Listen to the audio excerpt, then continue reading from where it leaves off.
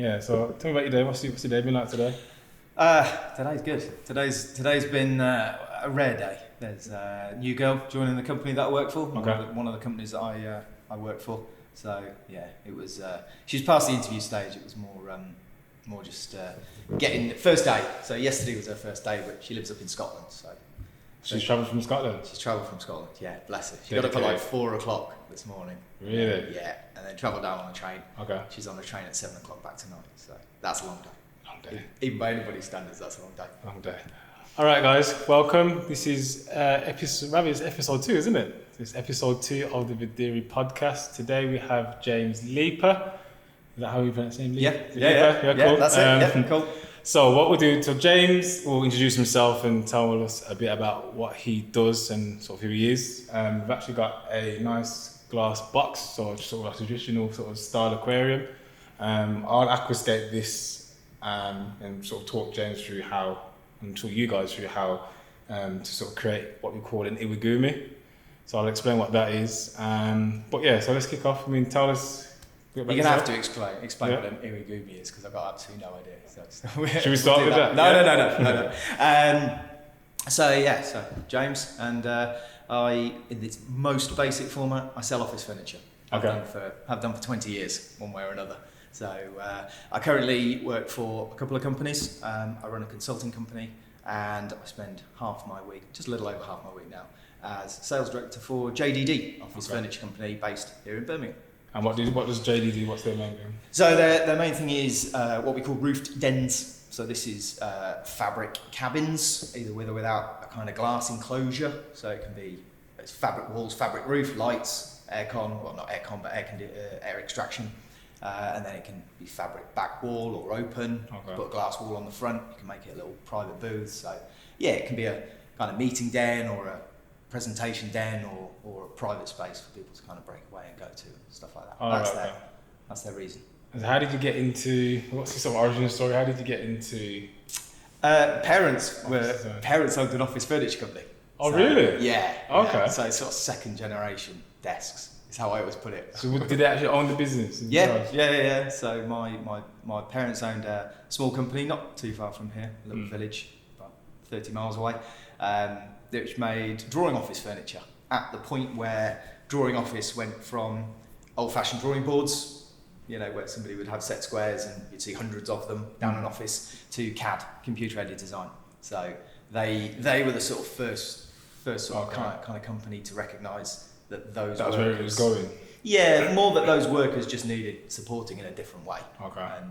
And we talk about it really fluidly now. We talk about how workers need supporting, and now there's loads of awareness in interiors generally, everything from architects down to lowly sales guys just out flogging furniture with so much. Yeah, I think that was one of the reasons why I wanted to use to sort of come on today's sort of podcast, was because after we met at a networking event, we did, yeah, and just have from the conversation that I've kind of got a real sense that you really understood sort of the importance of how the physical space can really impact on the social environment and the sort of the way people sort of interact with each other within sort of the working space. And I suppose what sort of jumped out at me was that you really had a sort of real understanding of how sort of people use how the furniture can sort of really impact on. It does. I mean, I'm by no means an expert. I've just done it for a long time, and people say to me, "Why do you do what you do?" It's like, well, now genuinely I couldn't do anything else. I spent 20 years selling office furniture. Now I couldn't sell cars. So was you working at your parents' business as soon as you left school? You were straight into Yeah. I went for 6 months.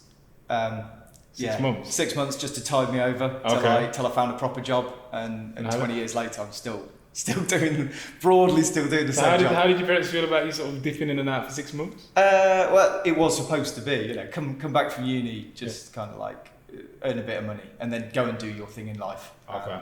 And, I was never a big one for school, never a big one for uni. It wasn't until I found, my place in the working career that I was like, actually, I love this. And it's a weird thing to really love, but yeah, if you find a passion for anything, doesn't matter whether it's fish tanks or office furniture or cars, or cars are a bit more exciting maybe than desks. But ultimately, if you've got an engagement with something, then then you want it. So did your engagement with office furniture, was that as a result of you just sort of being interested in the art form of how different office pieces can be sort of produced, or was it sort of like the impact of what they do within?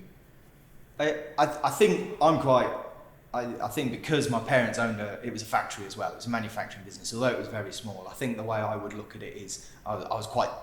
I kind of really engaged with the technical side of it. I like the way things fit together. Okay. And I guess as I've kind of gone on in my career, I see them fit together in different ways. So for me, back when maybe I was younger, it was all nuts and bolts. You know, I could see bits of metal getting screwed to other bits of metal. Right. I like that. That's solid.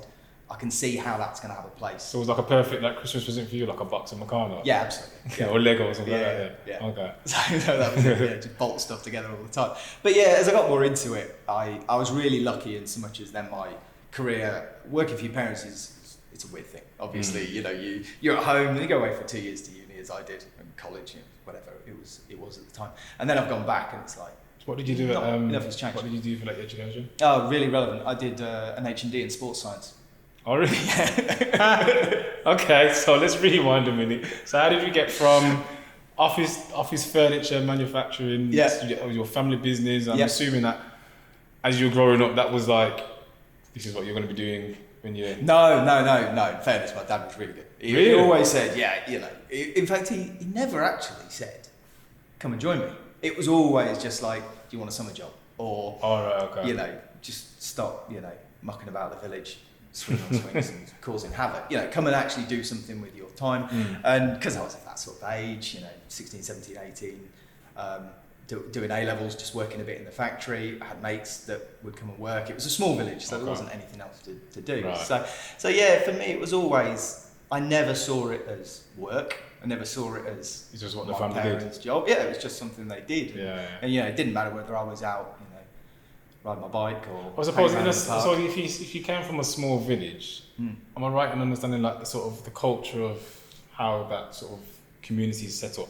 People are sort of identified by what they did.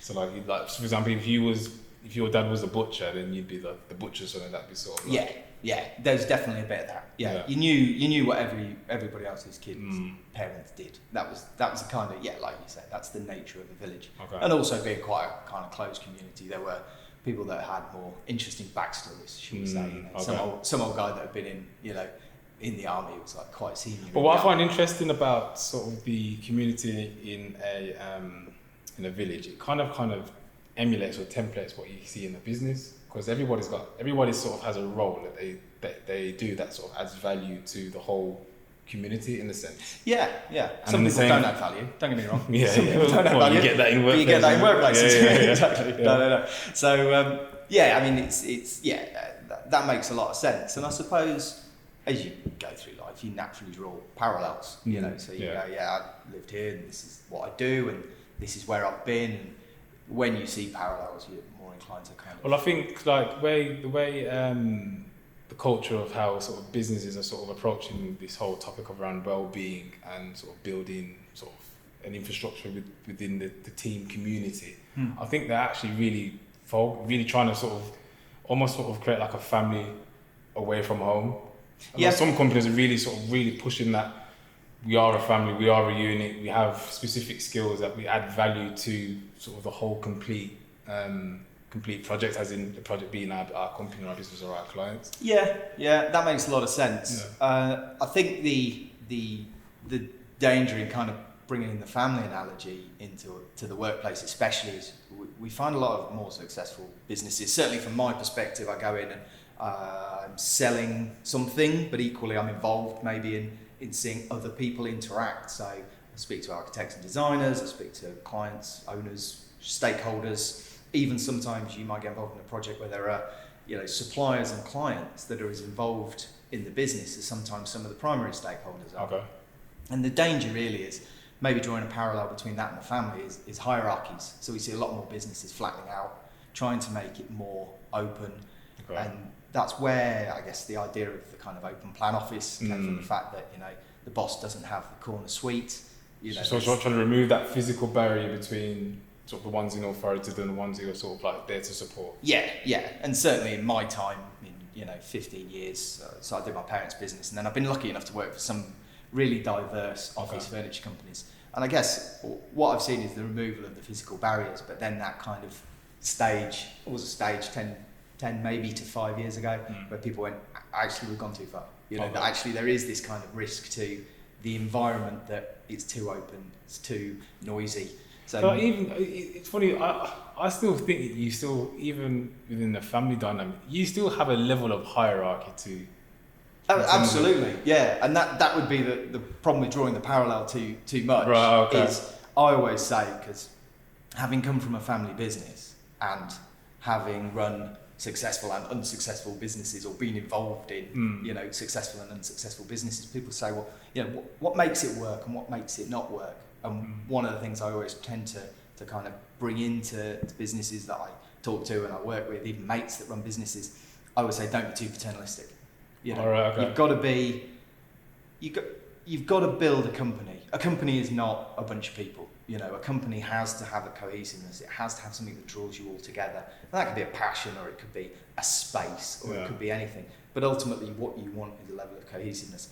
But if you are the patriarch of that, you run the risk of, one, people have this kind of fear-respect thing, which some bosses really like. Yeah, you know, I love it when people kind of look a bit quaky when I'm walking up and down the office. But is that good for culture? Is it good for people's well-being and mental health? Probably not. I think I've kind of taken on, like with my own business, I've kind of actually sort of tried to adopt this patriarchal role, but on a flip side of it, so sort of like being that sort of figure that's sort of secure and sort of creates that security, so everybody can sort of express themselves and be themselves and sort of focus on what they're good at within whatever area or project that we're working on. Yeah, that's really good.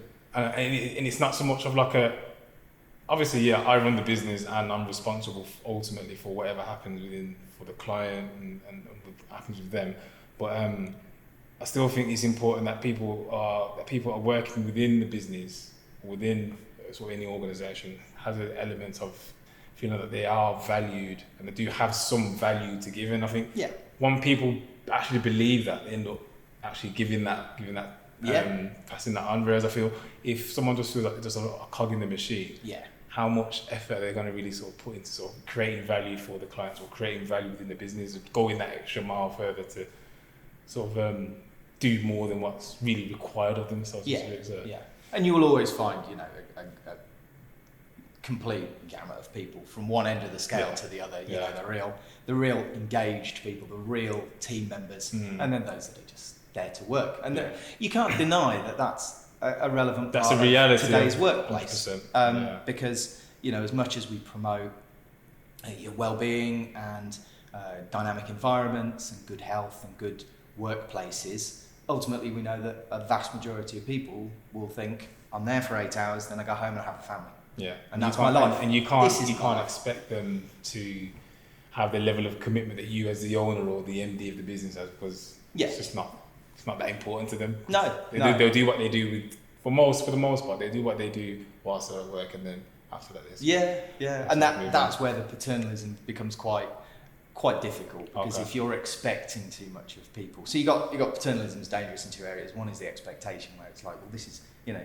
we're a team, why aren't you in? And it's like, well, no, you know, you have to give everyone a bit of space. But then the other thing is not responding to business changes because you think of them as your responsibility, and you do have responsibilities as an owner, but ultimately, you know, if a business goes up and down, a workforce needs to be flexible.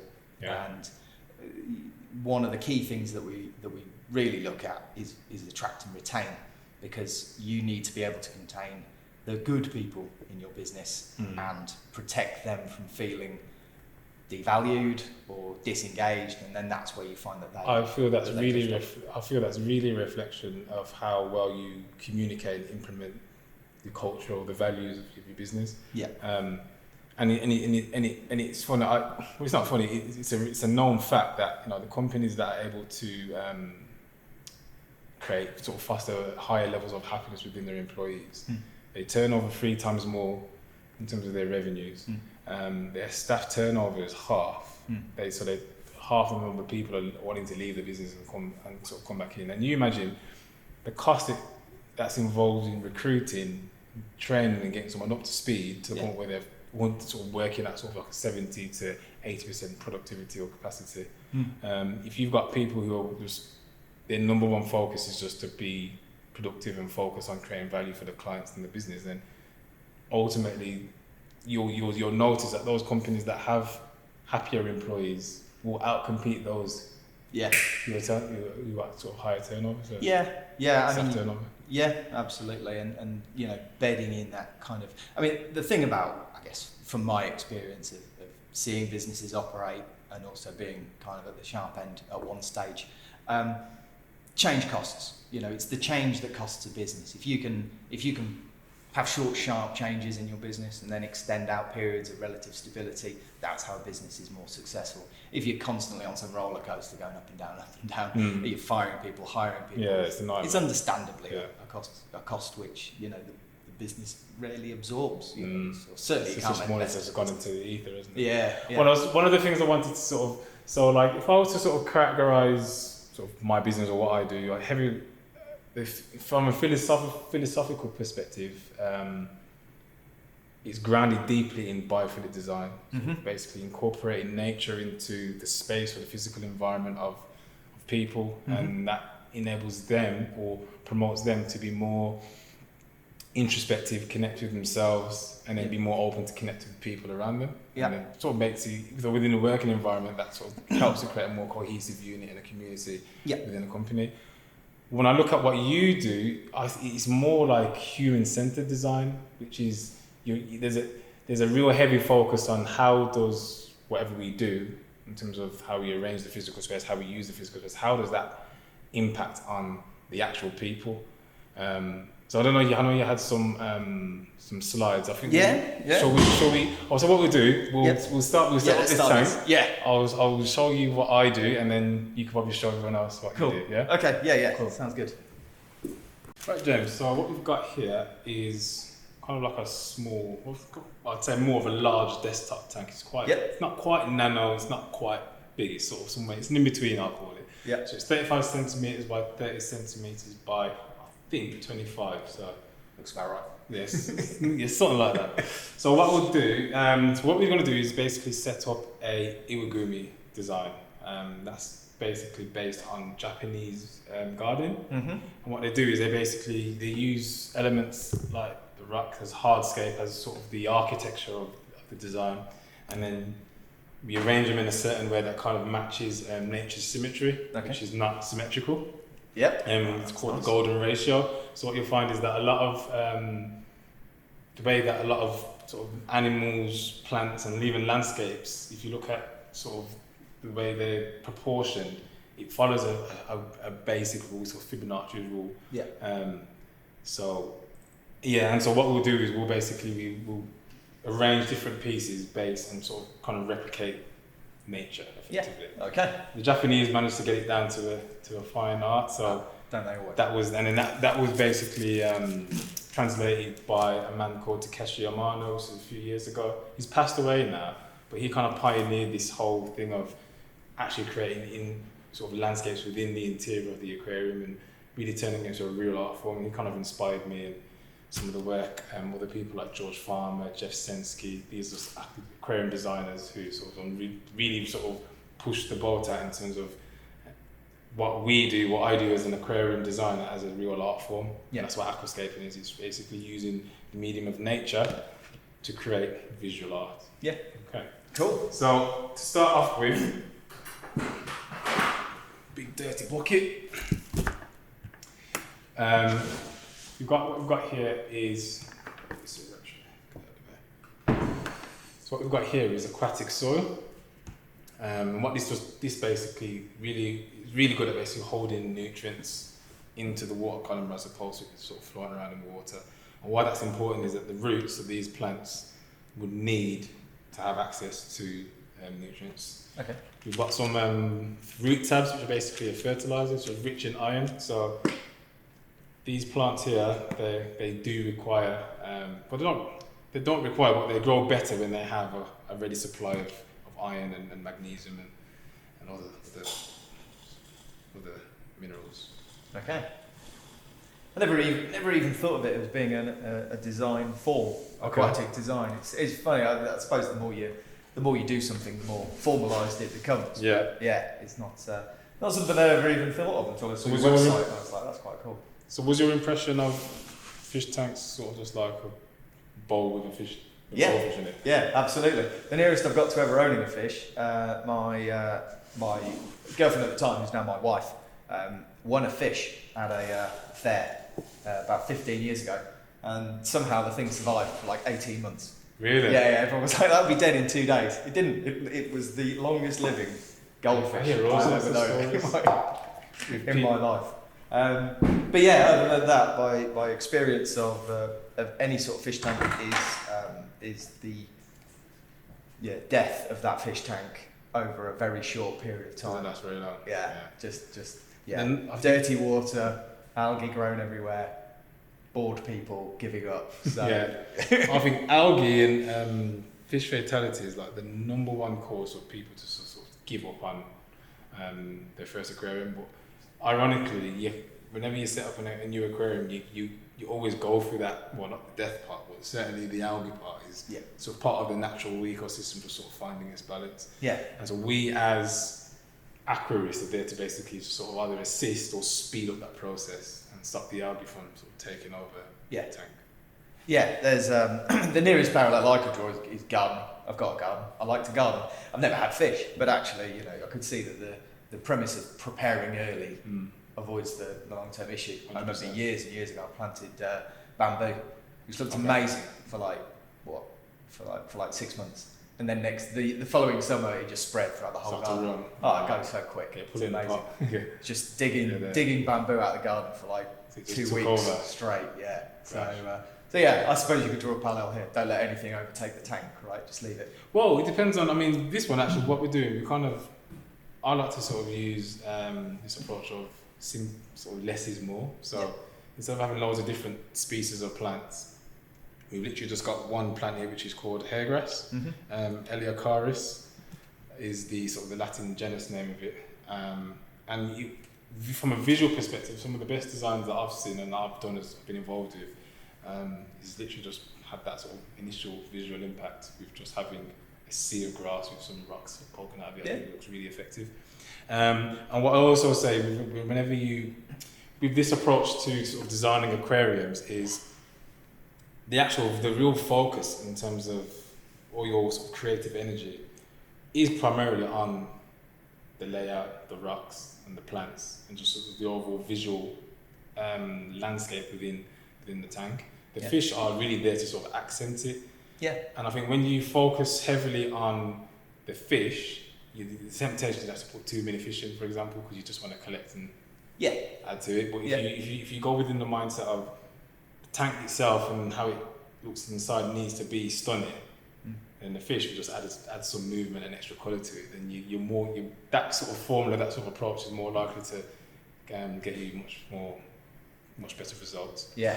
What I've got here, so I've got some silica sand, and what that does is I mix that in with the soil.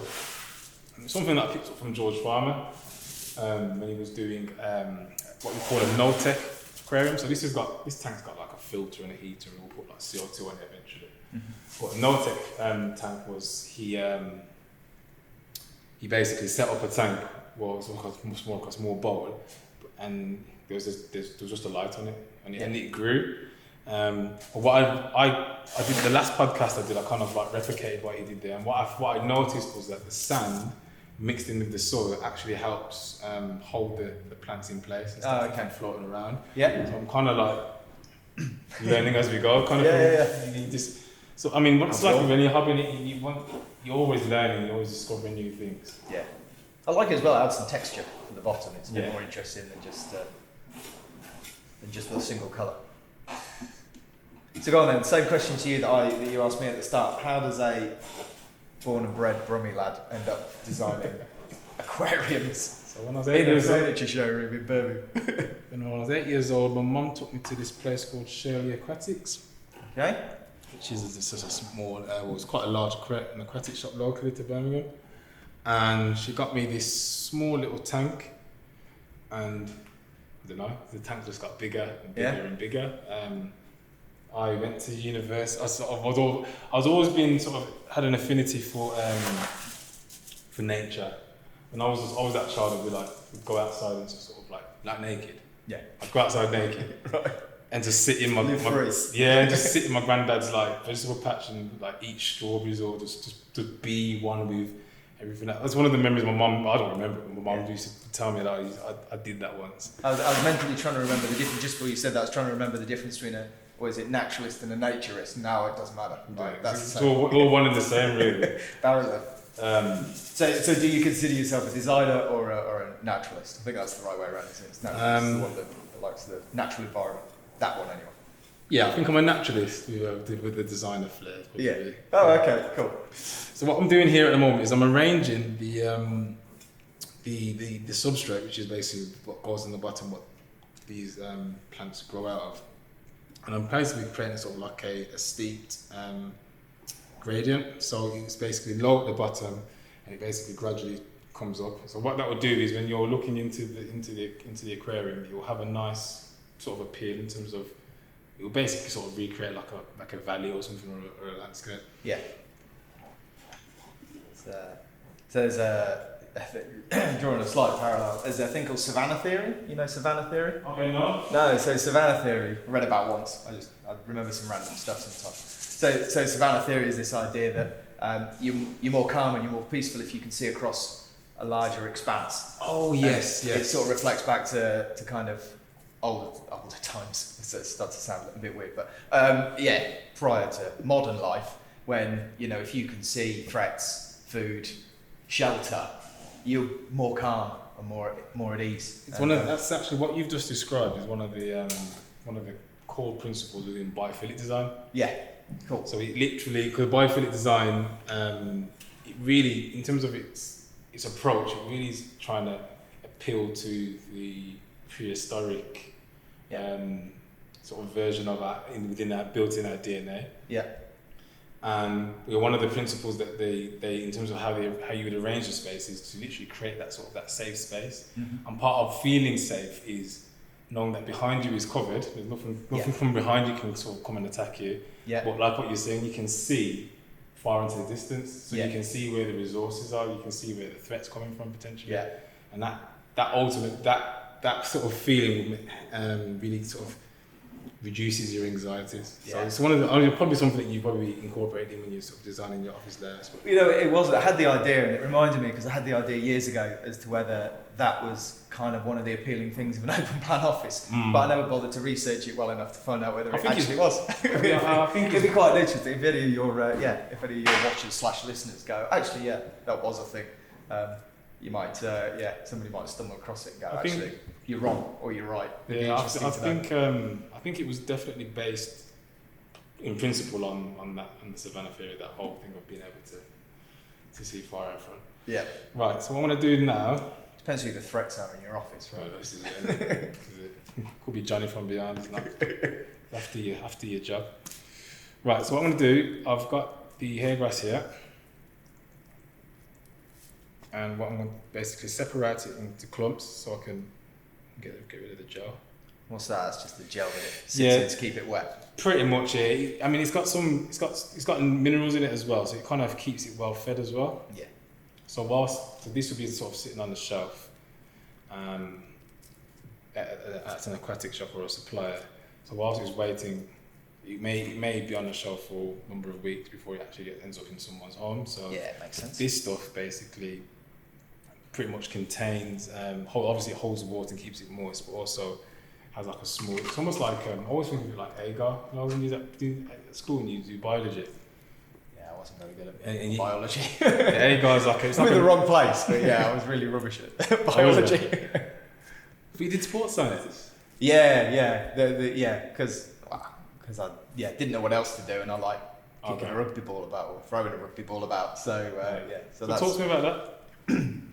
Well, about the sports science. Yeah, so you're a rugby player. Yeah, rugby. Well, played a lot of rugby, albeit at a very amateur level. But that's the better place to be honest. That's where all the far more interesting stuff happens. Yeah, I think the further you go up the food chain, the more strict it becomes.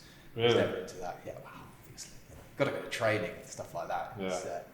never into that. But no, I'm quite lucky because I played, not only played rugby, but I was lucky that I played front row. I used to be a bit bigger than I am now, which made it easier. Okay. But I've got a 6-year-old just about to become 7. I've got a young lad, and he's just started training, and I'm coaching him, which is really nice. Yeah. So it was something my parents were never that into. They were never sporty people. So and I'm not overly sporty. I just quite like rugby, quite like playing rugby. So it's nice to have something that you can share with your offspring, and it's a family thing really. My wife gets involved in the club and stuff like that. Yeah, I now that I can see it, because rugby front row specifically is something you can't easily get into later in life. So if you go through school and such, like playing a front row game, and basically once you become an adult, if you've not played front row, you can't get into it. Right. It's just the risks are too high to someone that So when you say front row, what's that? So that's the hooker and the 2 props. So, okay. So sorry, yeah. So the scrum is 8 men on either side pushing against one another. Yeah. And the front row is the 3 on each side that sit at the front. So it's quite. So you need to be built for the. Yeah, I always got away Lots of with months. being. Yeah, I always got away with being a bit smaller. As I say, I was bigger when I was younger. So relatively, I did a couple of other sports, martial arts, and such like, which kind of helped build specific strength, which helped. But as I got older, I drifted away from going to the gym and lifting weights. Okay. And really what carried me through from, my 30s was being technically capable of propping and hooking, which actually became a lot more valuable than being big. So yeah, and you see it, World Cup's on at the moment, obviously, so that highlights a few things. But sometimes you see the changes in the teams, and there'll be a lumpy prop who is there to add mass, to stop to add stability, to stop something being moved about. Okay. And then there's the more technical front row who you'll see them maybe move about a little bit more than they should do, but they know they can get away with it, or they can't. And then, but that little bit of tactical advantage that they glean from that little bit of movement, a little bit of pressure in the right place on the opposition, the cheeky foot to hook the ball back, all that kind of stuff. Does that explain the ears? Yeah, it just explains the ears. Yeah, take a few bashes. So you left university. You did.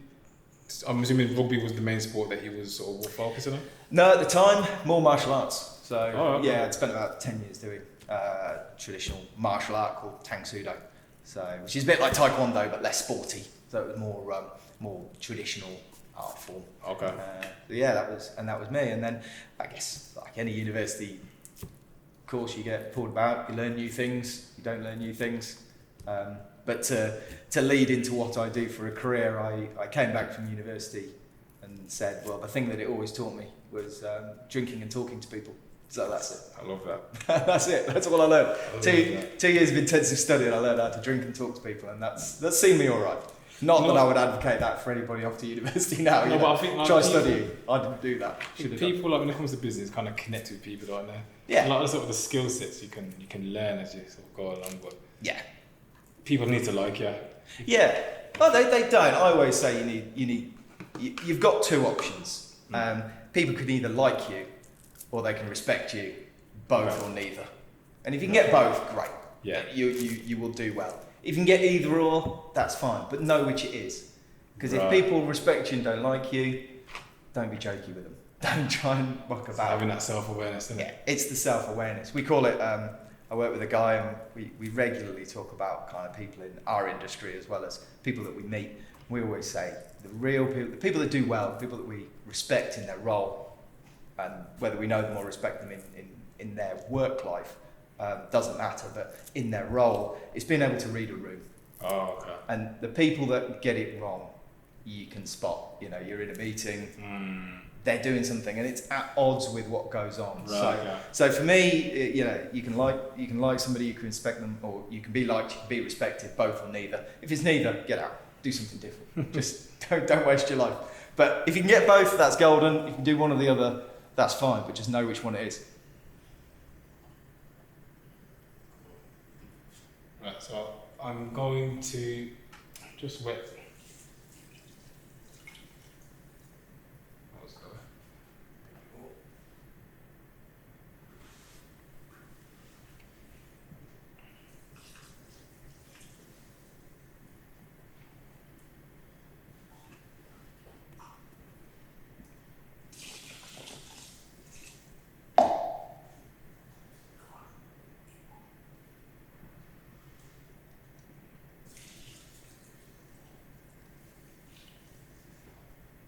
So after the sort of banking thing, what are you looking for? I mean, in terms of, is there a kind of, I mean, you talk about ratios and stuff, but in terms of amount of material, is it just your eye, or do you kind of go, yeah, I need this percentage of the tank to be this and this to this? And yeah, so the traditional sort of iwagumi aquascaping, there are sort of like set rules that you'd follow, but I never really paid attention to it. Fair enough.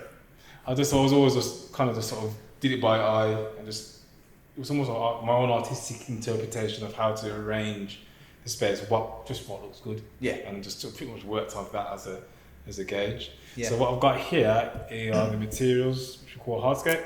Mm-hmm. This is a red slate. Yeah. It's got some nice forms, nice texture to it. Yeah. And how do you balance that out? Is it quite random? Do you want to kind of see everything from one angle, or do you want to kind of break it up? I mean, my approach to do a hardscape is I kind of just sort of like do it, and then Judge it, change it. Yeah, some people are really finicky with like the details that they put around it, but I kind of feel like it's almost like you could almost sort of throw it in, and that would be natural. Yeah. Because if you tweak it too much and you turn this too much, it's not quite natural, is it? It's kind of, you created this space, and your brain automatically normally will want to create like a clean line of symmetry. Yeah. And it's not very often that you see clean lines of symmetry in nature. No. And I'm an awful designer, and I start from the perspective of structure before I go any further. So yeah, if I don't see clean lines, but then if I see it and someone else has done it, but that makes you as a designer though. No. It's just I feel I put it in. I don't know if I can't trust myself, or whether I'm genuinely an awful designer. But one way or another, if I ever tried to do anything creative, I always look back and go, that's awful. And then someone will come along, like you say, and just go, there you go. And then you like, get that. You do get that. How do I do? Some people's got a knife for certain things. Yeah. So this is what you'd call the father stone. Yep. So this is the largest piece within the tank, and that's pretty much sort of the main focal point within the layout. And then you get, I think we call it the mother stone. So this is based normally will sort of sit just off center. Mm-hmm. You see, now this is what I'm talking about. So your natural inclination is to create that symmetry, and you have to stop yourself. Yeah. Move it a bit to the right. Yeah. I guess, do you find sometimes that you kind of put stuff in and it's like, it would make sense where it goes, and then you step back and it's like, oh, hang on, I've just done half here and half here. 100%. Yeah. 100%. So suddenly you've got a gap down the middle. But sometimes it's good to sort of create those negative spaces in between. Yeah. Nice. If it looks like a kind of accidental gap rather than, yeah, just a kind of forced one. Just creating like a nice ravine here. Nope. I guess you do that with everything. You do it with Lego. You put a load of Lego together. 6 years old, I've got so much Lego in my house. Yeah. Have you? Yeah, loads of it. So is that you put stuff together, it's like, it looks awful. You plug it apart and then you put it back together in basically the same format. And you're like, oh, actually, it makes a lot more sense. Number of times you kind of go through the design process in an office with a designer, and everything's 2D and then it's 3D. I mean, the benefits now of visualization in an office is significant compared to 20 years ago, where everybody had to work. 15 years ago, everybody was working on 2D. I'm not using pencil. Yeah, well, either that or CAD, but it was no real difference. You know, you couldn't visualize anything, and it took a really aware person to kind of do a 2D plan and say that's exactly what it would look like. Because you'd go in, if it was all straight, that was fine. But the number of times you would do that, and then afterwards you'd go back in and go, oh, actually we've just decided not to do that. We've ripped these out of here and put them over here. We've done that. We've moved it. And then the client goes, yeah, that makes a lot more sense. That's what we envisaged. So sometimes you just need to be there at the time and take a judgment on it. Say, no, it didn't work. We had a fad 20 years ago, 15 years ago for in the office furniture world, what was called single wave desks. So 30 years ago, every desk was rectangular, so I had a straight edge at the front. And then some people wanted sort of curves putting into it because technology and CNC machining and materials development meant that it was easier to do that. You could still edge the board, so you didn't get any unsightly edges. And I always blame 2D CAD for the rise of what's called the single wave desk, So you have a desk which on one side is deep and on the other side is shallow, Right. and the top curves like that, which now looking back on it, ergonomically is awful. Because you can never sit square to it. You've got your computer in the corner, you're sat on this kind of weird, you've got one elbow up, one elbow down. It's just uncomfortable. Yeah, but it looked great on 2D CAD plans. Oh, right, People said, That I've looks got nice. all these desks next to each other. I don't want a good straight line because then I feel like a battery chicken. So I'm going to put in all these trendy curves. And then actually they'd put in all the trendy curves and everyone would be sat there like this going, this doesn't work. I can't sit square. I can't sit off angle.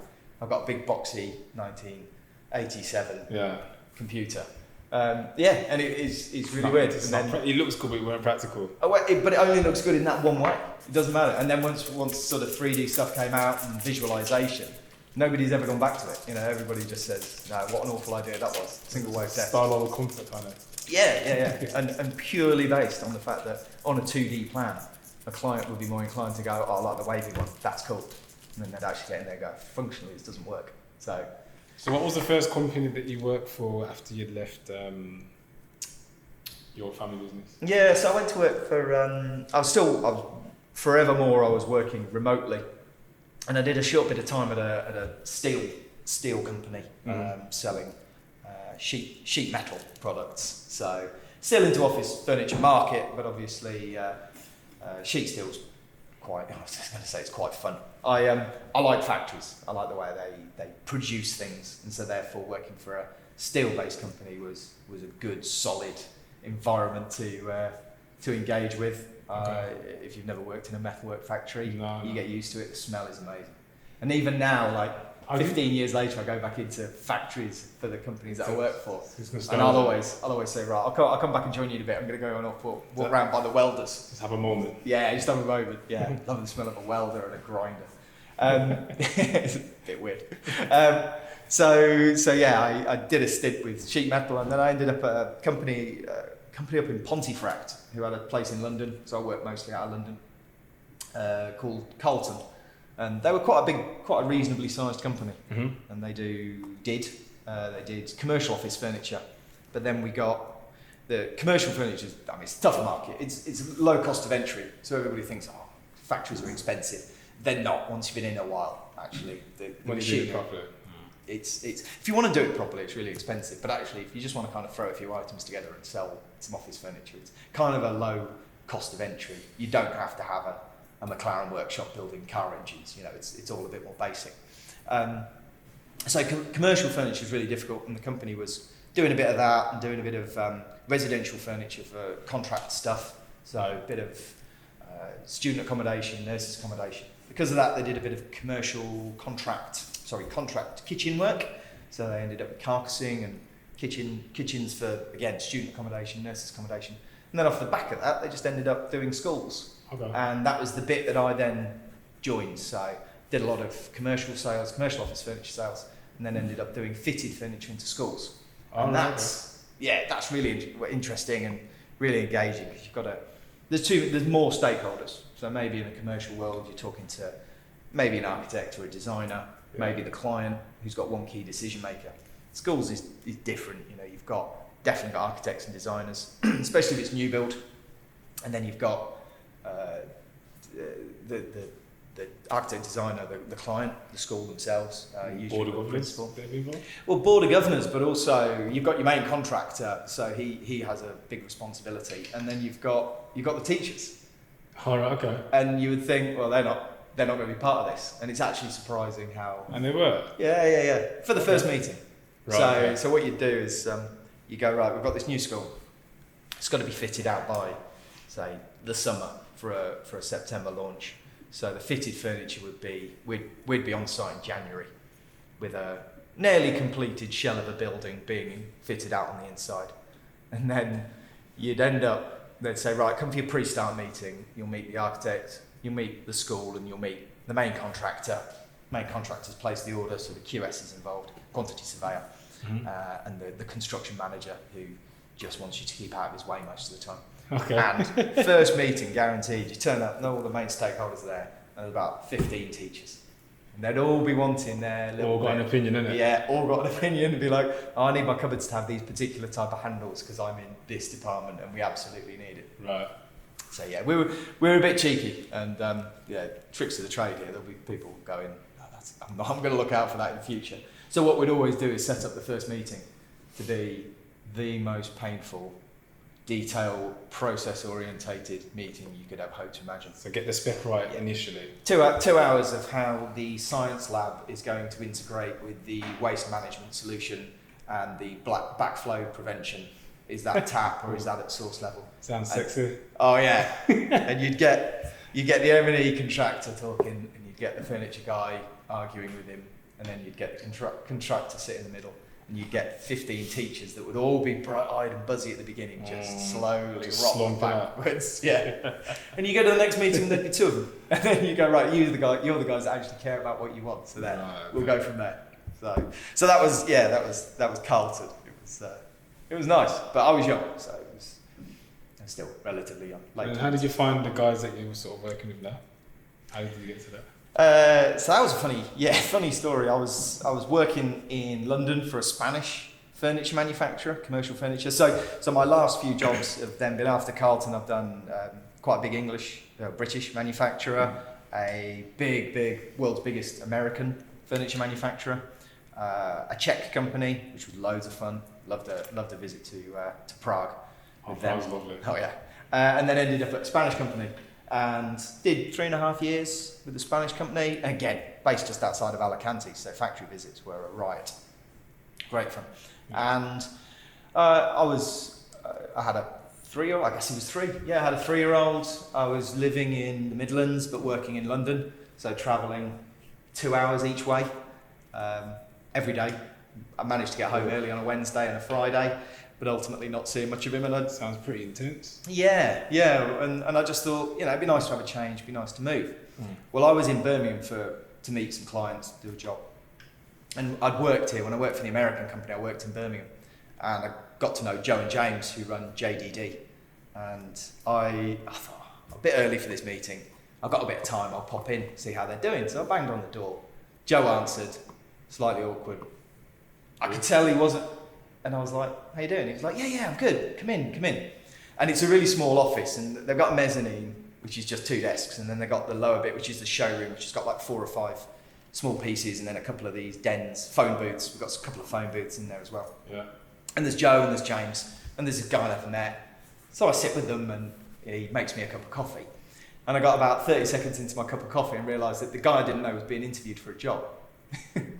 So I sort of accidentally joined this interview. Awkward, isn't it was hugely awkward. So I kind of like necked my coffee and went, guys, I can see you're busy, I'm going to go. And everybody was just kind of this big sigh of relief, because I think I just rocked up and they were like, well, what so that's why he was quite funny with you when you walked in. He was like, yeah. It was probably not a good time. Yeah, but he didn't kind of come out and say, go away, because obviously I hadn't seen him for I hadn't seen him for 1.5 years. So I think he was a bit like, yeah, come in, because it's really nice to see you, but equally we're busy. And yeah, it didn't. So anyway, that was funny. But I rang back a couple of days later and said, look, sorry for walking in. That was a bit funny. And he laughed about it. And I said, well, how's it going? Did you take him on? They said, no, he wasn't quite right. So I thought about it for another month or 2 and ummed and then eventually went back to them and went, guys, I like you, I like your business, I like your products. I think you're kind of going to do really well over the next few years. Yeah. I'll come and join you. I said, you can't, I wasn't being rude. I said, you can't afford me full time. So how about I come and work for you 2.5 days a week as your sort of head of sales, and I'll help you build your business. I've got enough contacts. They're designers. They're not, they're product designers, proper product designers. Okay. They're not commercially minded. So you sort of bring that business acumen to the table? Yeah, business acumen, but contacts as well. Just I've worked, done something for 20 years. I know enough people to get a small business up and running. I suppose that was the gist of it. Okay. And they said, yeah. So that was why I ended up there. And it's been 2 years this December. And it's good.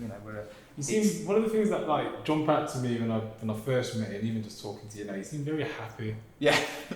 And like, and a lot of people sort of use the phrase happy, and it's like happy. What does that simple. mean? Yeah, simple. But I think it's a really powerful sort of place to get to in your life when you're actually just happy with what you do, you're happy with who you are, you know yourself, you've got that self-awareness, you know what, like you're saying, you know how to read a room,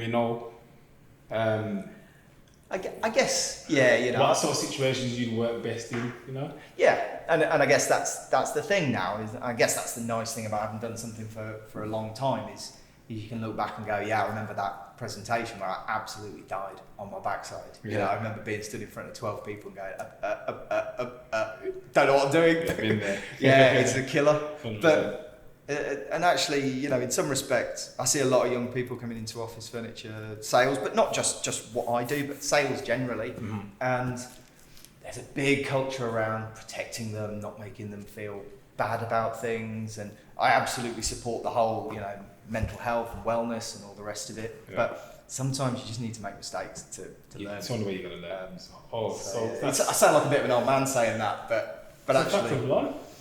yeah. Because if everything that you did sort of came easy to you, then you wouldn't. I don't think you'd attribute as much value to any achievements that you sort of achieved within whatever role or sort of field that you decide to go into. Yeah. If it sort of comes too easy, then when things start going wrong, you don't know what to do because you haven't had the experience of making those mistakes. Yeah. So I think it's really, I actually think it's vital that you do have a hard journey initially when you come up, and then when you get to a certain stage, people can sort of be confident that you can deal with the different challenges that come within the field or whatever.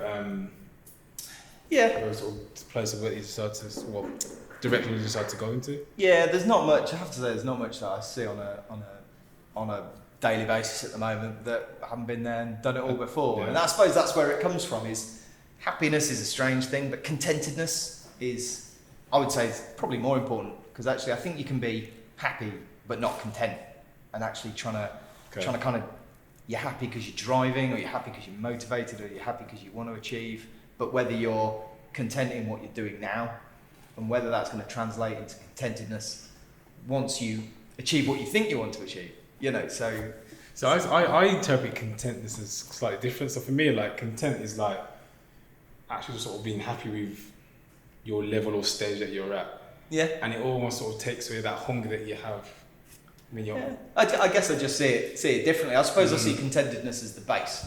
So it's like, I think if you're not content, then you're more inclined. And that for me, that sort of person would be happy some days and sad the next. Or you know, you would see some sort of, not erraticness, that's probably gross or fair. But no, I guess it's just semantics. You know, I'd see the contentedness maybe as the base point at which you kind of evaluate everything. Okay. And then I guess, you know, the old analogy, that's the cake, and then everything else is the cream on top, right? And that's Good version.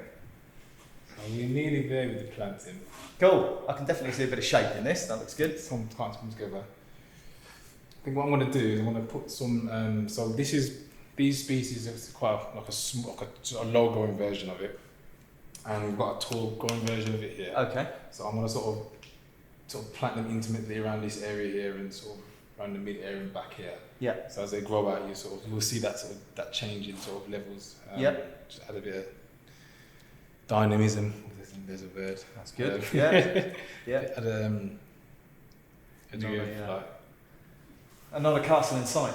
No. Oh. I swear. Is that your Is that your Achilles heel? Is it? So can I have a castle? I see it and I just like sort of frog in my mouth. No. I mean, it's really funny actually, because even when I was younger, I was never ever like those alligators or those hippos with the balls. It never appealed to me. No. It really didn't. I was generally, I always remember just liking like just pieces of rock and stone. Yeah. I used to make that classic mistake when I was younger, where you'd sort of go out in the garden, you'd find a piece of rock, and you'd you put it in your tank. Yeah. And the problem with that is that sometimes the rock might contain a mineral that might sort of change the water's pH. Yeah. So unless you really understand or know the rock that you're putting in there, you'll end up sort of harming your fish, because you've basically altered the pH quite dramatically to a pH that they're not adapted to surviving. Yeah.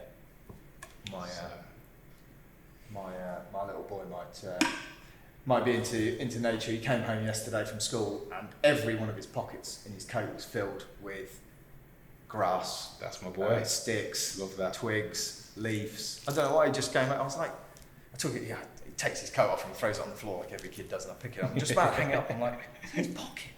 I don't know, it's like fit, it's like solid, and I'm like, it feels like he's just screwed up a bin bag or something, you know. It's got that kind of fairly robust, but a bit of sort of texture, a bit of squeeziness to it. And I've opened it up, it's basically just exploding with leaves and sticks and twigs. Why? And I suppose, you know. So how old is your boy? So he's 6, he's 7, 2 weeks. Okay, and is he into rugby and? Yeah, he is. It's a funny thing with a child, because I'm finding that, I don't know if it's modern parenting, I don't know if my parents were the same or different, but I'm kind of desperate for him to love something and to get into something. And yeah, I guess I'm not the most patient person in the world, so I'm looking at it going, well, if he doesn't engage, do I move him? And then I think, well, if he's like, my parents made me do stuff for years, way beyond when I wanted to do it. Yeah. And their attitude was, you know, you need a sense of discipline. If you're going to start something, you should carry it through. This is it. So I suppose while he's at a really young age, you can go, right, bounce him in, bounce him out of various clubs and stuff. Yeah. But then if you take him through everything that he could do, and you end up with him not wanting to do anything, or having done everything and gone, I don't like anything.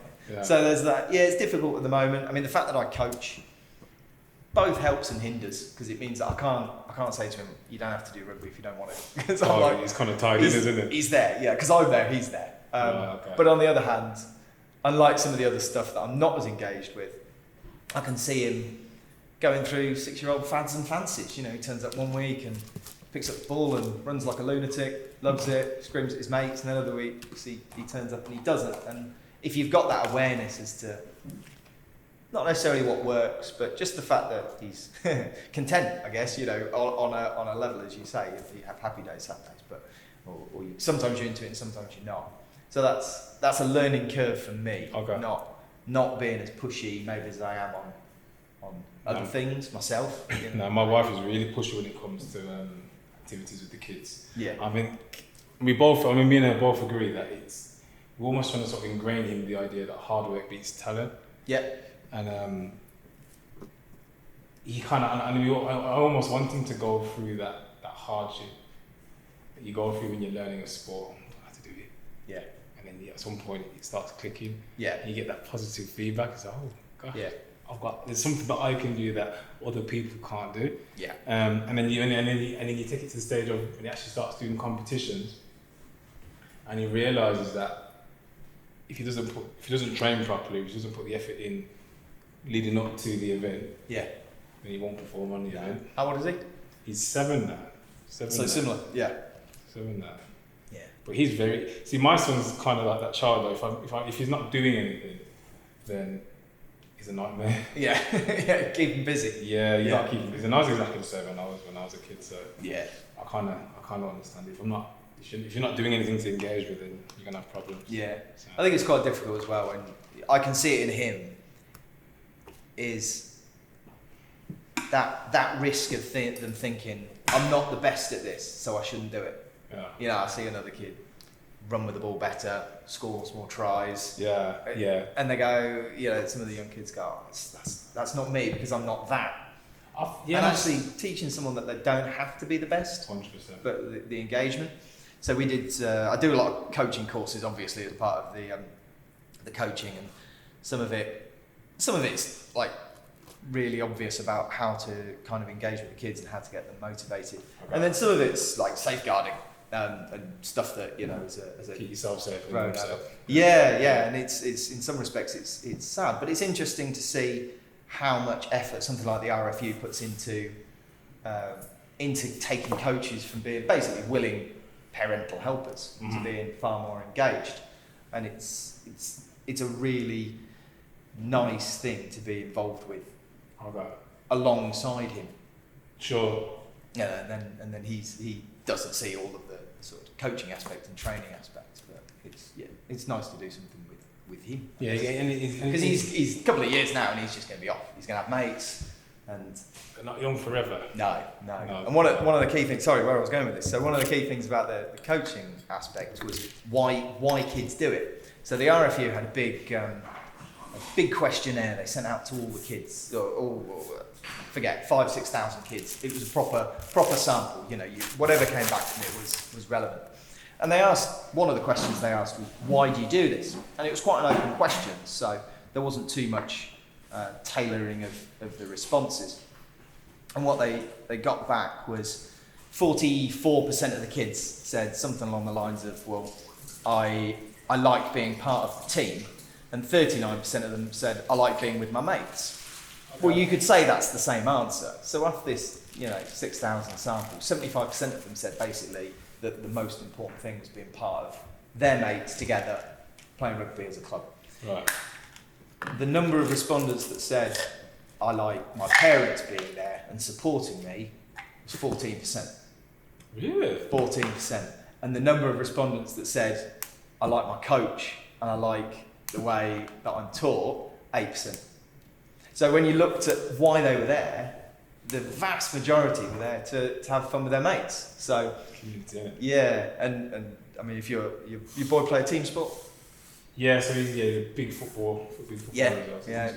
So it'll be the same. So what we do as a club for all the mini age groups, which is primary school, and then even the juniors as well, is we'll regularly speak to the parents and say, don't scream at the kids. Don't, because rugby's... I struggle with that. Yeah, don't. Completely did. Yeah, and football and rugby the same. Your parents stood on the sideline, and we had parents when I was playing as a kid. Like, oh, get in, smash him, and those sorts of. I mean, you laugh, but it happens, and it happens now. So we're going around going, just wind it back in, not because it's offensive, not because we're worried your child's going to end up bullying, not because we're worried that he's actually going to smash it, but because what your child is getting out of this experience is not what you're getting out of it, And sure, when he's playing for the Webb Ellis Trophy in the 2030 whatever World Cup, fine, go nuts, do what you want. You'll be with 80,000 people singing the same song. But think about it now. Your child here, 75% of the kids here have openly admitted they just want to see their mates. They just want to play a game with a whole bunch of people they're friendly with. There's a saying that with me and my mates, it's not that deep. No. It's really not that deep. No. So. No. Okay, so I'm pretty much done in terms of the layout. So it's looking good. Yeah, so like I said, it's like a literally mini landscape. Obviously, I've not used all the elements because less is more. Mm-hmm. So yeah, I'm pretty pleased with it.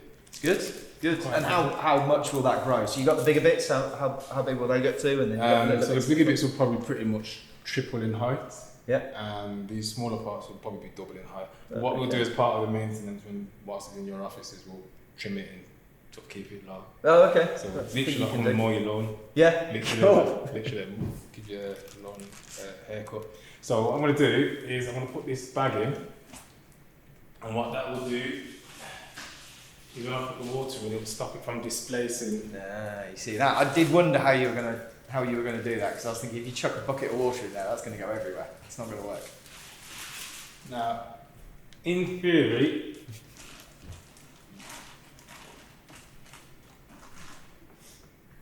the weight of the water should kind of compress and push the grass in.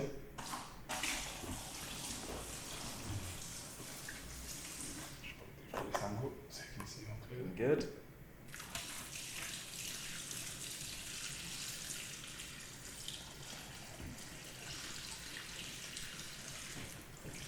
If I'm as good as I think I am at what I do, the grass should stay in place without floating.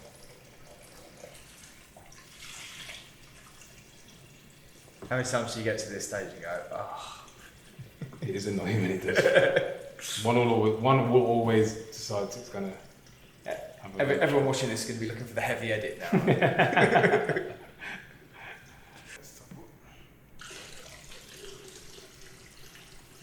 That's good. It's clear. I'm really happy about that. I suppose what you put in there, does it get like dust and stuff in it? Do you need a clean out after a week, let it all settle down? And then... Well, you pretty much just do water changes. Yeah. So you just take a portion of the water and you take that out and you just put fresh water in as I'm doing it now. Yeah. I haven't told you my horror story. So okay. My fish related horror story. One. So my wife, when she was very young, had a goldfish, and I think it was a goldfish. Anyway, she had fish when she was younger, and her mother used to clean out a goldfish or fish, whatever they were, by taking the tank. I guess it was this sort of size, and putting it next to the tap in the sink, under the tap in the sink, turning the water on, letting the water effectively just pour over the edge. Oh, okay. One day, used the hot tap, cooked the fish. God's honest truth.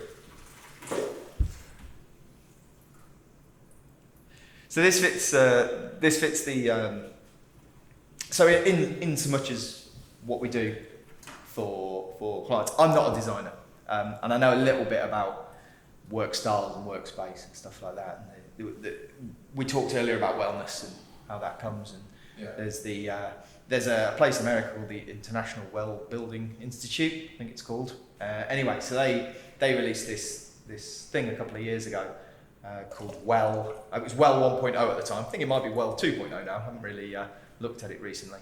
But it was a way of evaluating offices post-occupancy, or workplaces post-occupancy, in terms of their wellness standards, and how their employees, how they benefit, I guess, from their workplace, and make sure that their needs are catered for. And this fits into the top tier. So the principle is it's based on a sort of pyramid, and a bit like we mentioned it at the networking night, the hierarchy of needs, Maslow's hierarchy of needs. Okay. It looks it's weight-based a bit like that, but you end up with this triangle. And the bottom ones are really structured, organised things. And you work your way up this triangle through a series of questions. And so Ravi, could you pick up the shot on the screen, that pyramid that James is talking about? Yeah, we'll get that sorted. Yeah. So what the principle is that you go through this list of questions. Now the interesting thing about Well compared to a couple of the other standards that you could get for say a new build office, you got LEED and BREEAM, and LEED is the kind of construction of the building, and it's about sustainability. And then BREEAM is effectively the fit out, the fixtures and all the fittings that you put inside, so walls and ceilings and all the rest of it. And again, it's more about sustainability. And both of those are based on sort of pre-assessed criteria. So if you want LEED Gold, you want BREEAM standard, whatever the highest standard is, I can't remember, then effectively you design that into concept and upwards stage. Okay. So all that stuff gets designed in.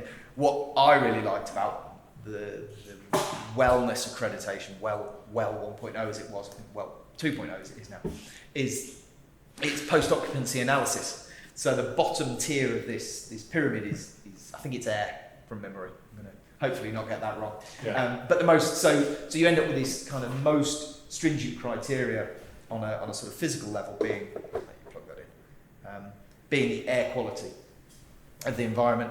And the assessment of it, you can do all the planning you like, you can do all the planning in the world, but the assessment is post-occupancy. Right. They come and they put a black box in the office for 3 days. Okay. And then they come back and take all the readouts and go, yeah, you passed or failed. So this is an assessment which you might be working on. The architects might be working on it.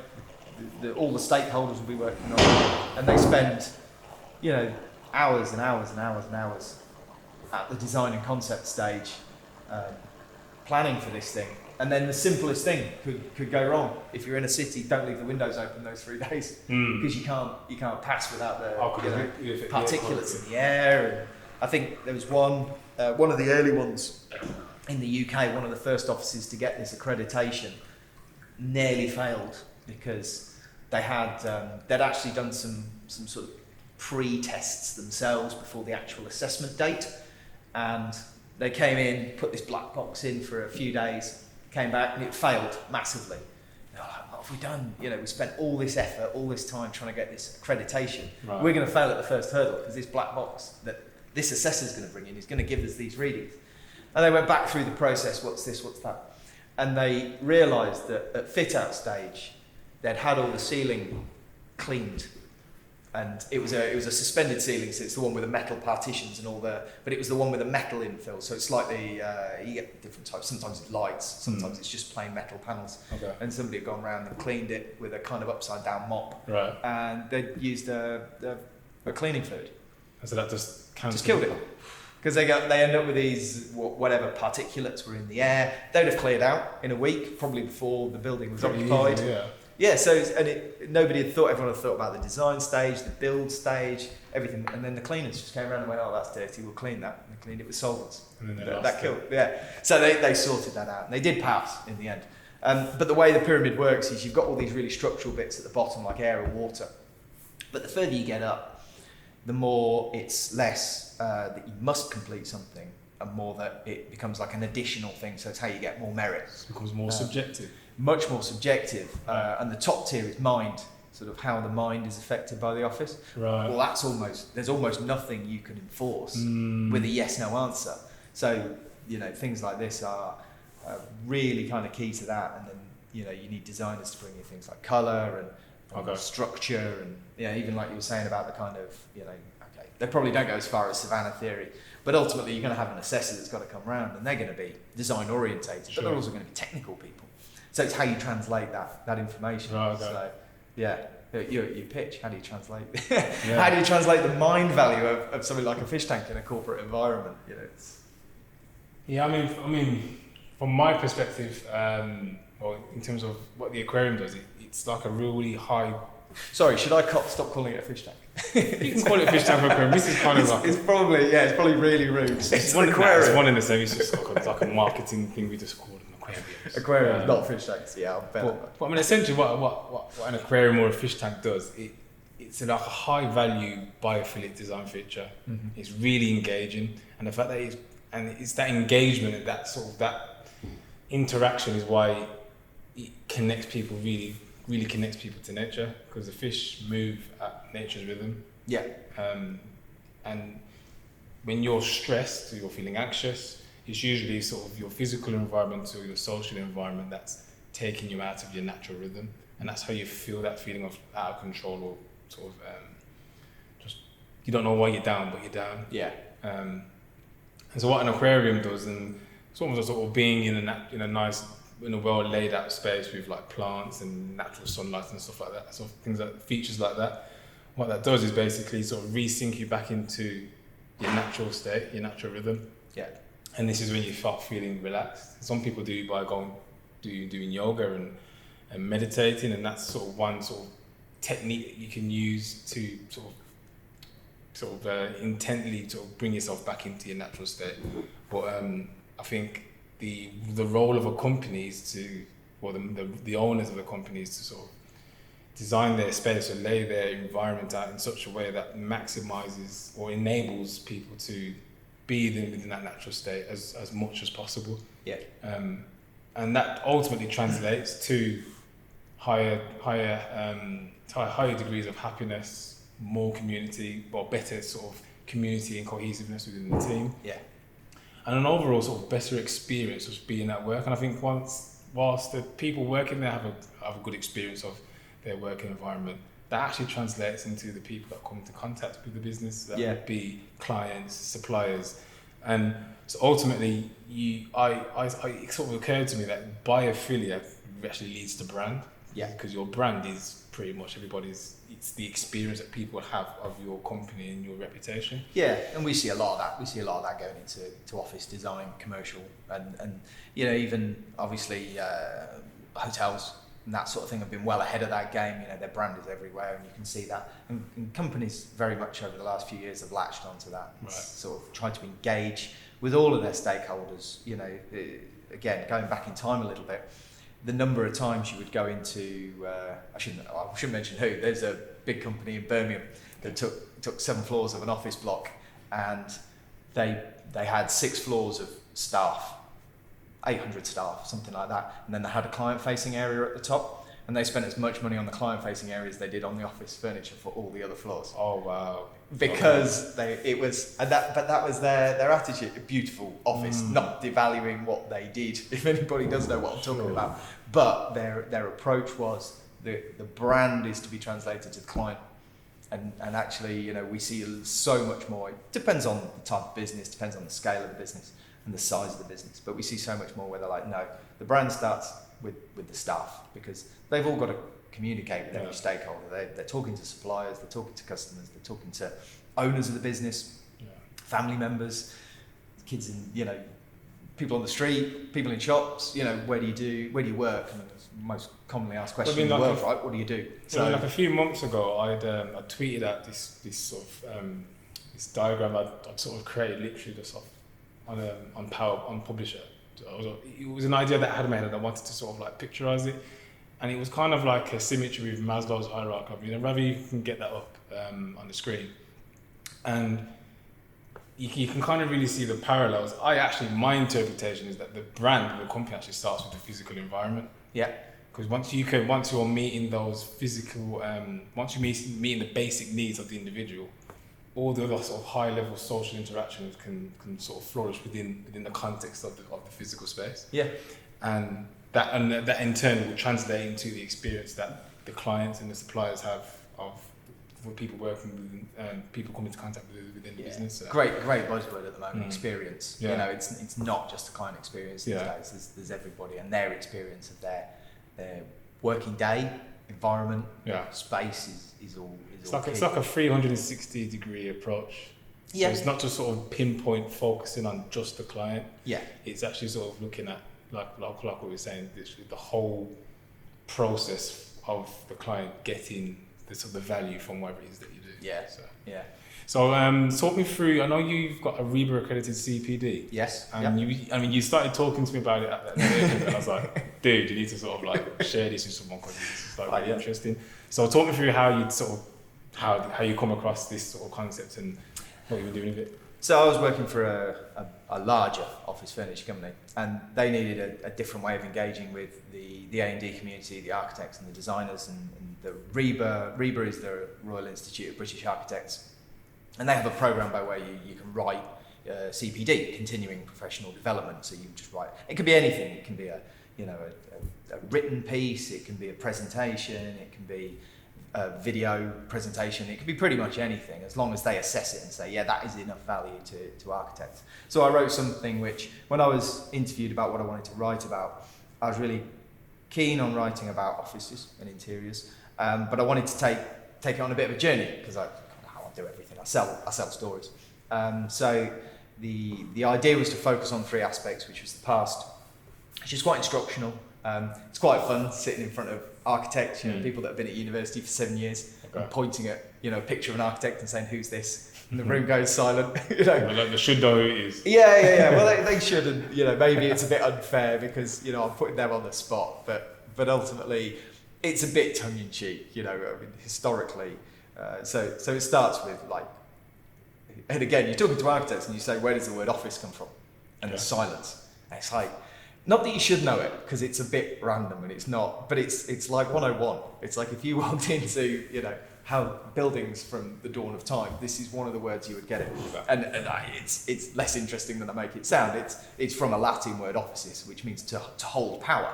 So actually the term office is not about the physical environment. It's about the function of that individual, or the function of that space. Pull that up again. So you're saying that the sort of the nomenclature, the actual the derivative of the word office, doesn't actually mean to hold people.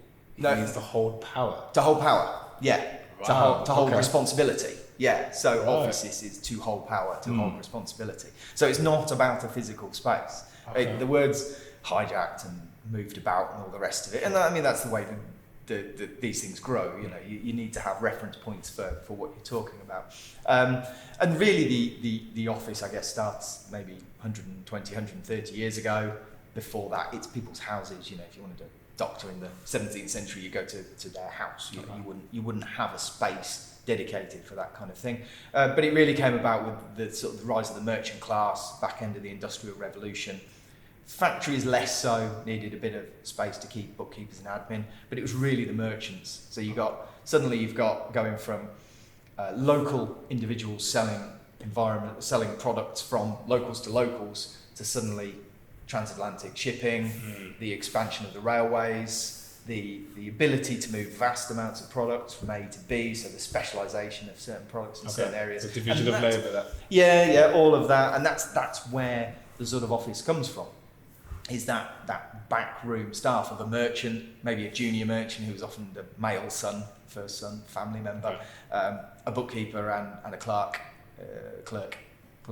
and that would be maybe the office format for 100 people moving stuff about. So the responsibility of the volume of individuals at the sort of admin and clerical end of the business was relatively nothing. Big expansion, telephone. Cool. So then you can see kind of like where there are sort of major stage points, the just after the turn of the century, the 1920s, the 1950s, and they all have reasons for them. As I say, telephone, I forget, 1906, something like that. That obviously leads to a complete change in work culture, because now you can communicate over vast differences, etc., etc. Right, obviously the interwar years, and such like depression, growth. I mean, if you certainly in the US, if you charted, the way that it went for over a 20-year period, it was up and down. It was all over the place. War, depression, huge growth.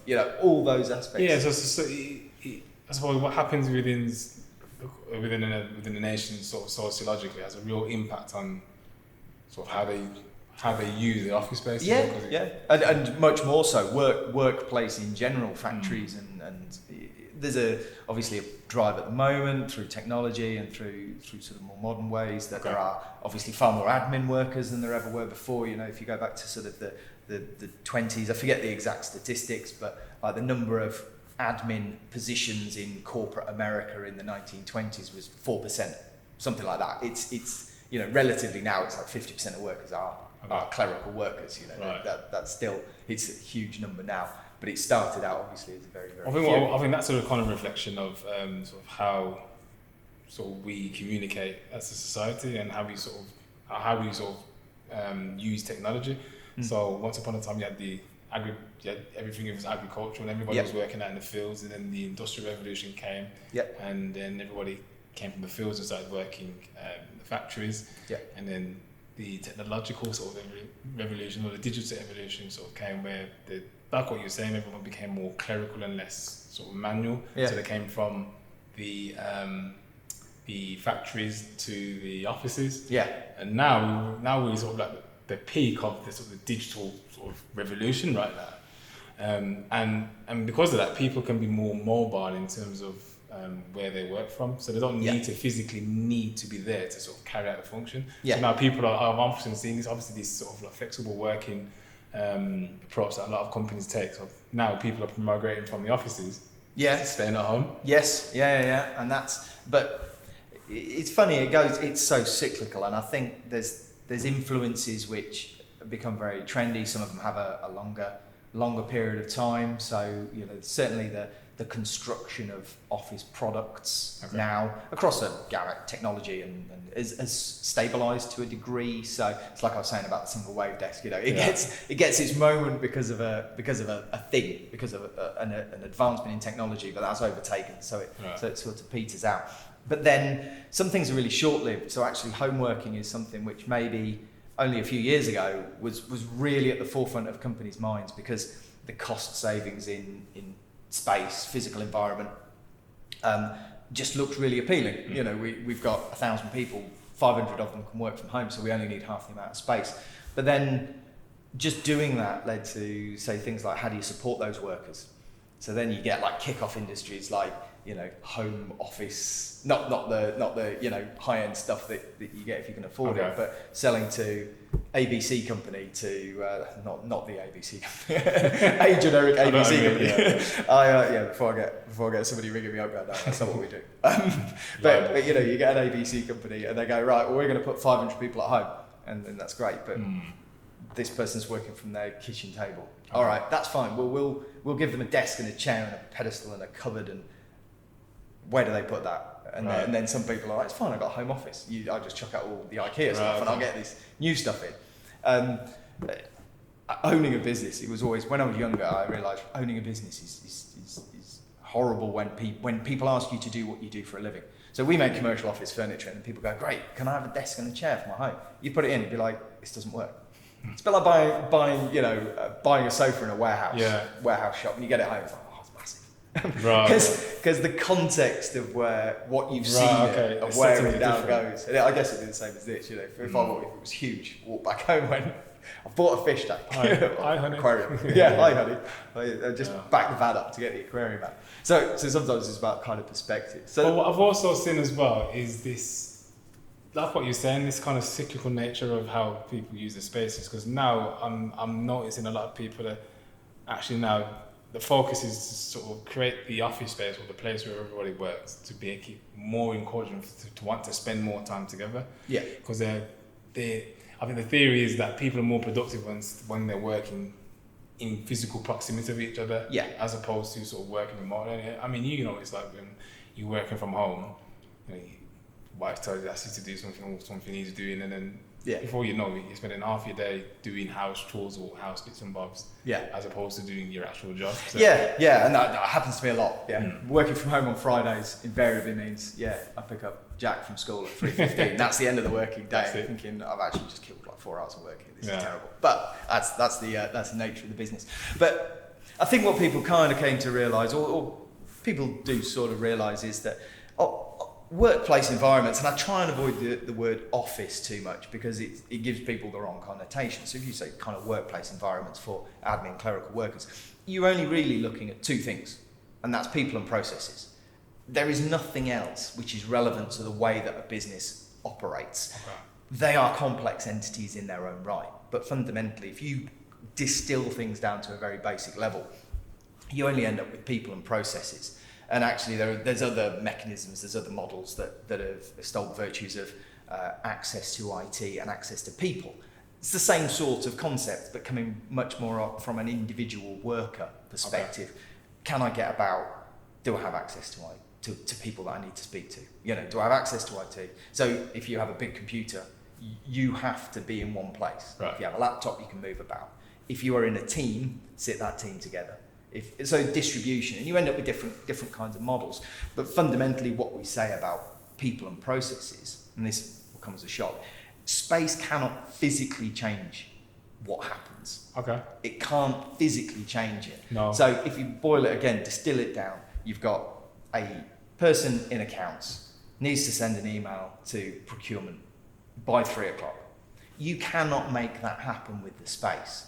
But what you can do is make the space supportive of that happening. Okay. So if that person has access to the right IT equipment, the right information to put into that email, and the understanding that it needs to be done at that time, then it will get from A to B, from Right, yeah, accounts to 100%. procurement. What you can't do is design a space and say that will solve your problems. It's about cultural change after that. Sure. But if you can build a space where you can develop that culture, which says, you know, we can support the individuals in their day-to-day actions, that's far more powerful. So I mean, one of the things I really I theorize and think about is the whole idea that the physical space creates the context for the cultural sort of interactions that happen. Is that kind of like where you're going with it? Yeah, absolutely. And if you as I say, you can't force people to do things with a space, but what you can do is use the space to influence it. But ultimately, what you're influencing is culture. So, as a non-designer, what I'm looking for as a designer when I have projects is to understand where that culture is and where it wants to be. And as much as we maybe expect that businesses are moving forward to flatten hierarchies, or expand into lateral markets, or expand into hierarchical markets, so vertical markets. Sometimes actually what we expect them to do is not what they want to do. Right. So we build in maybe models of understanding, and that's the one here is the job of a workplace strategist, or the job of a designer, or even the job of a salesman, is to understand that there is a huge amount of information that client knows. And those are things, we've got them here, things like working emotions and ergonomics. What can be seen, sort of the space, the colours, the decorative elements. Right. But underneath that is an entire culture which can be affected by those seen elements, that actually you have to understand as a designer or as a workplace strategist, that they're not on the radar of every CEO. They understand the concept, but does a MD, CEO, even an office manager Do they walk around with that eye that says, am I seeing creativity? Am I seeing leadership? Am I seeing... It's very it's very subtle though, isn't it? It's almost like these cultural sort of markers that you're talking about. You end up seeing it maybe 2 or 3 quarters down the road when productivity is low, or when the sales are down, or there's something that's not going right, and you kind of have to sort of work your way backwards to sort of work out how did we come to this? How did this situation come about? So what you're saying is that your job, or the job of the designer, is to sort of like preempt what may play out through the way they design the space. Yeah, or using the space to highlight where maybe managers, maybe people in authority are busy and they're experiencing a lot going on, and they're maybe not looking outside that bubble in terms of the people and the processes that are excelling. Okay. So using that space to support. So, take your average boss running around like a lunatic. He might think during his working day, that girl's done a great piece of work, or I've sent that email off and it's efficient. But that's not part of their day-to-day understanding of their business. Right. It's either an expectation that it happens or that somebody works hard. Okay. They're more inclined to say that person's not working hard. Let's haul them in here and have a word about it. But actually then, I see it as the job as a workplace strategist to be able to say to that manager, actually, what do you experience on a day-to-day basis? What supports you from your team, from your people and your processes? And then, if they're not performing, or if the processes aren't working, what bits do you put in place to make those more efficient, to make you more efficient? And that's a tough gig. It's a tough call for a workplace strategist. And that is essentially the premise of human-centered design. It's actually, you're designing with the primary focus of how does whatever we do within this space, how does that actually affect the people? Yeah. And I think that's kind of where how biophilic design sort of has a real sort of analogy with human-centered design, and sort of what I do has sort of an analogy with what you do, because we sort of maybe started out with an interest in your case, which was furniture and the manufacturing of how to sort of create it and design it. Yeah. And then my thing was obviously just fascinated with fish and aquariums and sort of nature and that sort of thing. But then ultimately it evolved into actually what's the impact of what we do on the people within the space that it occupies. Yeah, and I think that comes from 2 levels. One is if you have an interest or a passion for something, to see that translated into something which others see value in 100%. Is great from a personal perspective. The other thing is you've got to pay the bills. So actually, if you can translate, you mentioned happiness, but actually if you can translate something that you have a passion for, that doesn't have to mean that you live and breathe it, but if you have something that you enjoy, that you have a passion for, and you can translate that into a tangible benefit for somebody and actually pay the bills with it, I think sometimes that's a good place to be. I think sometimes people can be passionate about the outcome more than the actual process. Yes. So I think I originally fell in love with the process. Yeah. And I'm more actually in love with the impact. Yeah. Do you think that leads to better longevity? I mean, everybody loves an aquarium, but actually you couldn't do what you do without the process. I mean, that's... No. I'd need, so obviously with the years of experience that I've got, I'm good at what I do. I understand how to create it. Yeah. So that facilitates a successful aquarium, an aquarium where the fish are alive and there's no algae. Yeah.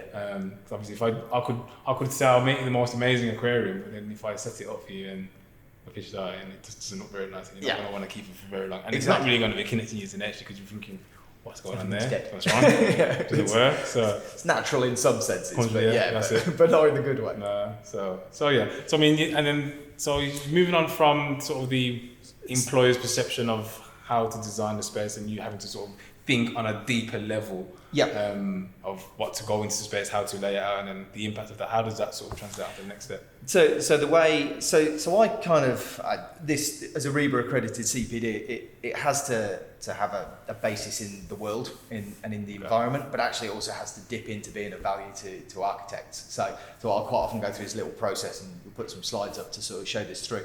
But I'll start the conversation by saying effectively everything that happens within a project. So just if you were a architect, imagine your project, you're building an office block for 300 people in the middle of Birmingham, that sort of thing, medium sized, etc. If you were to think about everything that goes into that, you're going to end up in one of 3 categories, which is build, health and control. Okay. So, and actually, you stand in front of people and you say, build health and control, they all go, no, I'm lost. I don't get it. And you don't, no, think of anything to do with that built environment, with your work in it, and with what you're going to achieve. It will fit under one of those. So the main contractor sits right in the middle of build. His responsibility to actually build it. You, the architect, you're in probably right in the middle. You've got to control all sort of aspects of this. Health will be like ergonomics. So it will be the wellness accreditation, the light, the air, the water quality. You know, you as an architect, they have so much responsibility, and obviously they palm all that out. You know, experts in various fields, and that's their job to say, get this bit done, but what goes into the whole. But they've got to choose the right people, haven't they? That's the they've got to choose the right people. Yeah. But when you actually drill down into that list, if I left them for a day and came back, they'd have thousands and thousands of aspects of a built environment, which fits under those three categories. So then the next question I tend to ask is why? What's the purpose of a company? And again, it's because it's a workshop, I get a lot of feedback, and most of the feedback is like, that's stupid, bonkers, mental. And I argue from the start that there is only one mission statement for every company in the world. Okay. Right, so do you want to have a go at it? I'm engaged. Yeah. Talk to me. No, so give me, there is only one. So what is the mission statement? What is the purpose of every company in the world? To create value in an area that needs value. A bit unspecific. I would say no. Okay. You're closer than most to get to. Solve a problem that needs solving. That's probably the generic. No. Okay. No. The usual feedback is to make profit. No. Oh no. Profit's like a money. I always think money is almost like a way of, it's like energy. Yep. You got to have the right intention in the first place. Yeah. But if you said it's close, it's not quite right. So I always say no, and then they're like, to add value to civilization. No, it's none of that. So people argue with this with me a lot, but I've never found a better mission statement for every company in the world than to return capital to shareholders. Okay, and people say that's profit. I say no, it's not, because in every WeWork in the country, there is a little gang of 3 people losing loads of money, trying to develop something, making no money, making no profit, trying to develop something that they can sell for millions and millions of pounds. Right. At which point that's not profit. But that capital returning to the shareholders is the basis of every company in the world. So that makes sense, actually. Yeah. Okay. So that's you speculate to accumulate. That's that's the principle. Yeah. Every company needs stakeholders, shareholders, and that is either somebody's time or somebody's physical money or whatever. That capital that is put forward isn't necessarily just finance, but the return on that capital is what the premise of every company is. And if you don't have that as your mission statement, then you're a charity, or you're a bunch of mates doing a bit of coding somewhere, or you're not a proper business, you're not a proper company. Or you'll end up burning out. As a business, if you're not you fail. Yeah, exactly. Yeah, because if that's not your reason to be there, and I don't, Google's mission statement is to share the information of the world. Yeah, but they make a lot of money doing it. Yeah, but it's not, because you've got shareholders, and they don't care about you sharing information to the world. They want their capital returning. Yeah. Anyway, so it's a bit cynical, but it's the way it goes.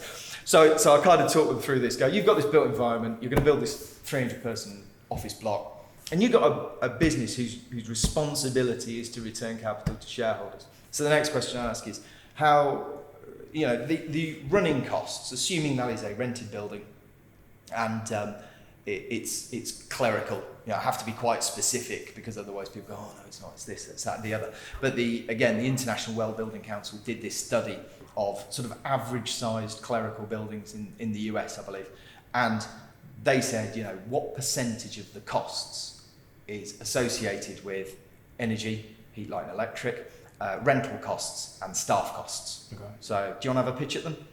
I'd probably say 80% on staff. Okay, yeah. 70% on staff. Yeah. Maybe 20% on rental. Yeah. And then the last 10% on utilities. Yeah, okay. So sort of 70, 10, 10, and another 10 somewhere. Yeah, close. No. This is where you get to flick the slide. No, the truth is that 90% comes out of staff costs. 9%. Really? Yeah, 90% staff costs, 9% rent, and 1% energy.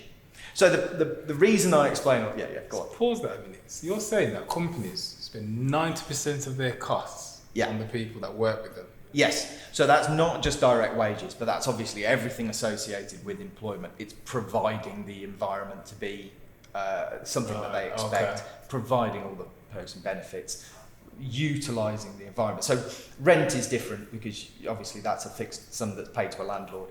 Energy bills, heat, light and electric. So there's a lot else in the business, it's not just staff costs, obviously that's the way it is. But the running cost of that building, if you broke it down just into those three headers, is 90% to keep your staff there in one form or another. So the reason I ask this is because you've got a you've got a business that wants a new office or a new building, and you put in all this effort. And then they've told you, they've been honest for once and said, actually, our mission statement is to return capital to our shareholders. And then you've drilled down and said, well, they're a clerical building, they're in a city, and this is where they go. So then my question to the room is, if I came in now, given the 99 and 1%, if I came in now and said, I can save you, Mr. Business Owner, 10% of your energy costs, what's he going to say? Bothered. Who cares? Yeah. If I said I could save you 10% of your rental costs, really not that bothered. It would be my landlord is a hedge fund in Singapore. Best of luck. That's not going to happen. Yeah. But if I can come in and through good design and wellness, limiting sick days, building a better environment for your staff to feel engaged, connected, improving people and improving the processes. If I could save you 10%, which actually isn't that much, if I could save you 10% of your staff running costs, is that a very engaging and far more interesting sort of? So that's the kind of conversation. And that's a really high ROI. For the owners. Wow. Yeah. Now, whether they could achieve that 10% is very much going to depend on their existing structure, the kind of business that they are. But to me, I feel like you say to me 10%. That's a really quite a small increment. Yeah. It's achievable. Yeah. And I think that's the point. Is if you're a workplace strategist or a designer, you've got to add value. Right. You've got to present something which is both aesthetically attractive to a client, so that they buy into you, buy into what you do and how you do it. It's got to be financially attractive. Yeah. And 10% isn't a big number. And if you can take an environment and bearing in mind it's only processes and people, you can add a certain percentage of that just with efficiency. And then you can build on that with, as I say, lower staff turnover. We mentioned earlier about the costs associated with bringing new staff members in, change and all the rest of it. So how much more valuable is it to keep staff members beyond the point where the other company down the road, DEF, says, I'll have your staff because I need staff and yours are well qualified. To hold on to those staff and not have to train up. It's quite remarkable actually, because to think that maybe if you were to describe what you did in terms of like when you're sort of obviously speaking to a new client, and you said to them, well, whatever I do, it costs this. Yeah. And then probably initially was like, no, that's too much. And then you break it down and you say, well, how much are you spending on your staff? And you kind of analyse it down to that respect. Yeah. And if it's a large company, 90% of their costs, if you take 10% of that, they're quids in. Yeah. It's like a no-brainer. Yeah. And that's it. It's very difficult to premise a capital expenditure with a genuine offset, because that's not the basis of capex in the business. That's running costs, and they kind of accrue for that money, and then they get it paid back, or they retrieve it in some fashion. Capex is no, we're going from this size business to this size business, or we're going from this style of business to this style of business. We need to throw money at the problem. But actually, if you can do it right, and you can say to them, it's not just about becoming something different. It's about intrinsic cultural improvement, something which people can buy into and engage more with, and that has a return on investment. Quite a buzzword for you. Go on. Evolve. Yes. You can evolve your business. The business effectively evolves from one state to another. Yeah. And with evolution, it's not just a quick fix. It's a very slow but like we said, intrinsic process that has meaning, sort of in terms of the end product, there's like a huge amount of meaning in terms of what the business can do and sort of how you approach these sort of clients, staff, and suppliers, and so forth. So that's interesting. That's cool. So what else have we got here? So then that follows on to. So that then follows on to work styles. Okay. So what we look at with workplace strategy is how do we define what people do and where they are, and we look at whether work is, and so we start off with a position of whether work is output orientated or input orientated, and you can think in terms of that as work done for financial gain from clients. That's output orientated, and sometimes that's really obvious. Sales. So you stand in front of people, you sell them something, they say, great, I'll part with my money. Sometimes it's back office stuff, directly invoicing, design work, all those sorts of things. And then you've got input orientated work. So that is work which is of benefit to the company internally, improving efficiencies and stuff like that. And there's, again, some obvious sort of highlights. IT departments. Is that like creating assets? So not when I use the term assets, I don't mean like physical assets that will appear on your balance sheet. Yeah. We're talking about sort of like sort of soft assets, so things like, for example, within the digital stage having a range of videos online that basically communicate your values and sort of what you do. I would say those assets exist, but I would say actually some of those will be output orientated. So if you create videos that are for client benefit or to promote the brand or to encourage sales, they're still output orientated. But you can create videos for internal use. How to use this photocopier, stuff like that. But actually then somebody can use it without having to ask another person. So you create that internal value, that internal asset of knowledge. Well, it's also, another asset, for example, would be a cultural asset. So a company that has got like a strong sort of ethos in terms of its culture and it communicates it really well. From maybe a potential investor would be more attractive than, say, a company that doesn't really communicate their culture to their staff and sort of the outside world. And also just sort of like even just down to like having some companies have a business plan that evolves and they adapt and sort of add to, and some companies sort of wing it and go along sort of make it up as they go along. And that's the difference between like a business plan and a mission statement and actually where that is translated. So mission statements are very often aimed at investors and clients to say this is what we're going to be, and then that's used as the tagline for the business plan, but the business plan is the internal bit. This is like, guys, this is how we get there, this is how we move forward. So you've got a good example of output and input orientated work there right at top level. Create a mission statement, give that to everybody else. Create a business plan, give that to your staff, to let them know where you're going, get them on board.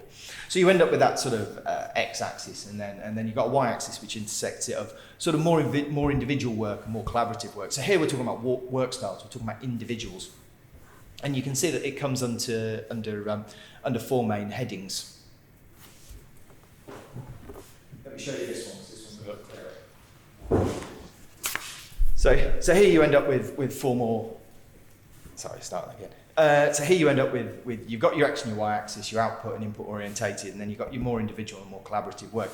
And then you end up with four distinct work styles. If you're doing more individual work, which is focused on output work, so that's for clients, you end up with focus workers. And these are the people that will work at effectively the same space every day. They don't want too much distraction. They focus on that work. And bearing in mind that this isn't fixed positions for people. People float about between these during their working day. The degree to which they move is wildly different. So your average outbound salesperson does a lot more collaborative work than focused. Your average accountant does more focused work. But this is a work style during a working day. This is not about people doing a particular role. So you've got focused work that you can do. And again, output orientated, more individual work. And then you've got output orientated, more collaborative work, and that's collaboration. So that's you going out, finding things, talking to people, collaborating with individuals. Input orientated is interesting to me because if you've got individual input orientated, you're talking about training. So taking yourself and empowering and bettering yourself on a personal level, and maybe even asking for others. So there is some collaboration, but ultimately what you're doing is trying to improve yourself. And then our input orientated but more collaborative aspects, socialization. And here where I'm talking to people, I'm trying to really avoid 2 sofas and a TV. That for me isn't socialization. That's break time.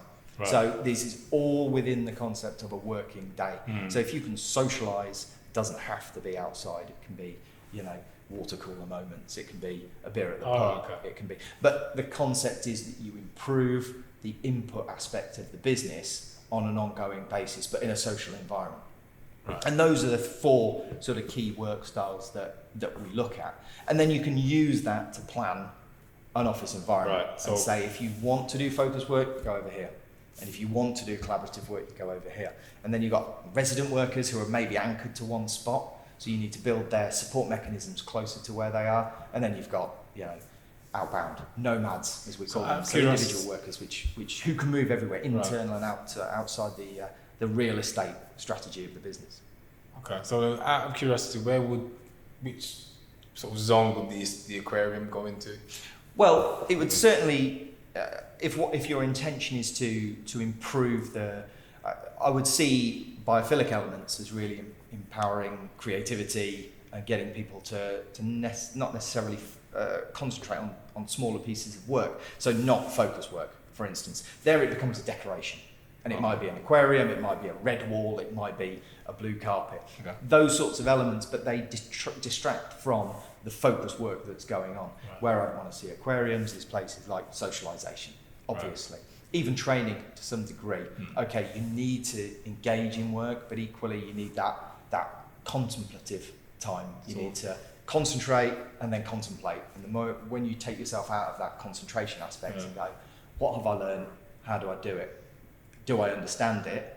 Actually being able to disengage your mind a little bit with something which is aesthetically. So it's almost like sort of a mental respite.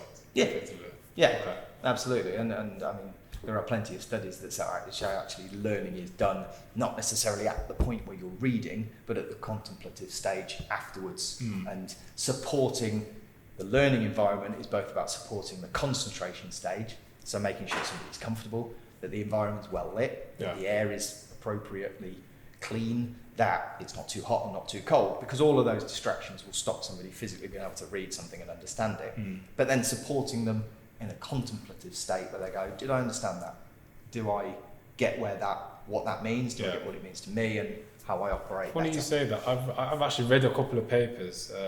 Scientists have kind of looked at the idea around cognitive fatigue, or attention fatigue. So effectively, you're productive for a limited period of time, and you can, like you say, focus on a particular project or a particular task. Yeah. But after a while, your ability to continue to sort of maintain that level of intensity starts to diminish. Yep. And they looked at an aquarium as an example of sort of biophilic design as a way of actually just enabling people to sort of, like I was saying, sort of take that mental break, that mental respite, and sort of not focus on the work that they're doing, sort of recharge their sort of their cognitive or their mental battery, and then being able to be at a high productivity level when they come back into focus and to do the work that they're supposed to be doing. So yeah, and the thing that strikes me about where clients especially, but it does filter down into design because they're in constant contact with the clients, is that on that model, the output orientated space is always much more highly valued than the input orientated space. So, and I joke with architects because I know they've all done it, especially if they're a little bit older, is I say, how many people have spent an age and an absolute fortune fitting out an office with the state-of-the-art office furniture, the state-of-the-art IT? They're all going, yeah, I've had that big project, I've had that big moment. And in the training room, did you put 12 flip-top tables and 24 plastic chairs? And they'll go, yeah, I did that. So, but that huge kind of dearth in value, it's like, why when, you split things, horizontally and vertically, from a client perspective, they're going to go, I need these guys to focus because that's how I earn my money. But as we say, splitting out that concentration from that contemplation, if you can take them out of that, they train, they're better, they know more. And then when they go back into that concentration state. So devaluing that secondary stage, devaluing that input orientated stage means actually the value of what they could understand is diminished because they don't have that investment in that part of the business. And same for the top. Again, do I make a great suite at the top of this building for my client facing. Of course I do. I have 300 staff. Where do I put them for lunch? I have a canteen. It's fine. Ground floor, we'll just knock it out. We'll have a little servery. Yeah. Right. Fish Friday. You know, And everyone's that gonna not fish Friday. Not this Fish Friday, yeah. But that, We'll call it that Burgers but that Friday. ultimately translates into how the staff sort of feel about their level of value within the business. Yeah. And I actually think it's a good idea to actually let the client actually see a well-designed working space, because I think it kind of reassures them that this business is investing in the people that work with them, and ultimately I'm going to benefit from happy people who are enthusiastic and happy with their jobs. So yeah, and very often, you know, we end up walking around offices that have been designed at some stage in the past, and in theory have all the right elements, but there is no intuition as to what people should do and where, and that's the sign of a badly designed office. When you're walking past rows and rows of desks and everybody's fixed, and then you get to a little breakout space and it's empty. Yeah. And it's like, well, how many people use the breakout space? Nobody. No. Why? Well, because then the boss might think we're slacking. It's like, no, that's where you go. When this is too much, that's where you go. Yeah. But this isn't breakout space. This isn't to muck about. This isn't to watch telly. This is to develop you personally. This is to develop ideas and understanding within yourself, and then in small groups. And so many workers would feel challenged by that because it's not an intuitive space. Right. And you know, our understanding of intuition is developed massively with IT. Right. Because please talk to me about that. Tell everyone about that Tinder. Oh, okay. Go on, that is funny. Well, that's the sort of next stage of the working environment. So anyway, just to finish off, the whole intuition thing is that's become much more relevant with IT. So my son's 6, he can use my iPhone. Of course he can, because it's not complicated. It does incredibly complicated things, but what do they do really well is actually front-loaded. Simplified. And some people love iPhones, some people hate them. Yeah. Obviously, everyone will have their own opinion, but what they do really well is make stuff intuitive. If I push that button and then push that one, I'm where I want to be. You know, there is no complex. I haven't got to write a piece of code in order to get the output that I want to achieve. So then just with regard to our four working strategy, work styles, our 4 work styles within this workplace strategy. The next stage, and the bit you're alluding to, is the future, and we look at how they can change or what would make them change. And the big thing that we're seeing at the moment is the swapping and the merging and the blurring of what's traditionally been focused work and what's traditionally been collaboration work. And in the future, that could take a path which is really, really disparate from where it is, really different from where it is at the moment. So instead of having 4 distinct sections, you think you might end up having 2? I would suggest it could be 2 or it could be 12. This is the thing, is all of this is predominantly, it's culture driven, but it's also IT driven, and now technology is driving culture. So, you get a generation coming in who have a different expectation in the working environment. You've got people leaving the working environment who are losing, not just moving away from things they don't understand, but they're taking with them knowledge which isn't being translated properly to a different generation, and that can be as damaging as it can bringing new people in with bright ideas. I think Manchester United's kind of experiencing that at the moment. Yeah. You get rid of somebody, you think, great, new blood, but actually, you know, what comes in maybe doesn't gel as well as what was there previously. So we look at kind of focus and collaboration. They're output-orientated work. But focus work has always been about me sitting here, doing my thing, giving it to the client signing it off and earning money out of the back of it. And then the collaboration work is all about, we sit in a team, we come up with some ideas, we give those to the client, they come back and they pay us some money to do it. And I challenge architects a lot with this, because I said, what's the safest job in the world? And they say, well, it's architecture. Nothing can work without us. And I say, okay, I'll come at you from 3 angles. 1, who still designs a light switch? And they go, yeah, we do. I say, why? Because it's there. You walk into every room, you know where a light switch is. Yeah. You might have to do that a little bit. But that process that's built from collaboration, you know, an architect will still say, no, I have to design the light switch. Why? Because it's there. How many still count left and right door handles? Yeah. Why? Because it's on Revit. You design it and you go, that door switch is round. You've now got computer-based information, computer goes algorithms, whatever, that will go, no, that's that and that's that. You don't need to count those things anymore. Right. So you come at it from that angle and go, your job's not as safe as you think. But they go, no, it's perfectly safe. And you go, okay, how many architects would a practice have had 30 years ago? You go, I don't know. Okay, we'll take away Revit and take away CAD and take away, you would have lead architects to actually come up with a master plan. Then you've got a team of architects to do the detail. And then you've got a whole team of technicians to count door handles and to count light switches. Okay. So there are more of you, but that's just because times are good, actually. And have you seen that progression over the years working? Yeah, I mean, obviously coming from the very early backgrounds, you're seeing drawing offices, and you go into certain sort of civil engineering companies, and you have guys on banks and banks and banks of drawing boards, and their output, by today's standards, was pitiful. Right. Because they've got paper over paper over paper tracing.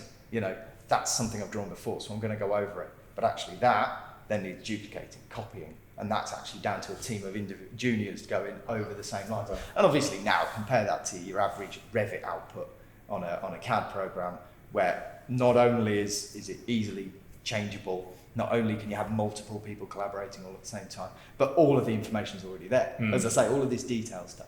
So anyway, I kind of spook them a bit with that. And then I go, well, the next stage really, and it's an often used phrase, but quite how it becomes relevant is debatable, but this is the future, so this is why we have this conversation, is AI and big data. And I always approach AI with this group of people and try to take it away from sci-fi. It's not robots, it's not, people coming back from the future to kill Sarah Connor.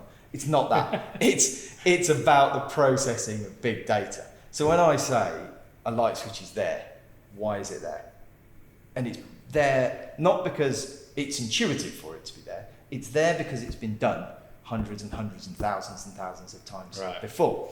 So this idea of having collaboration work which relies on people and focus work which is purely done independently, they merge, but they merge because there are technical solutions, now technological solutions, which means that you don't need to collaborate with people.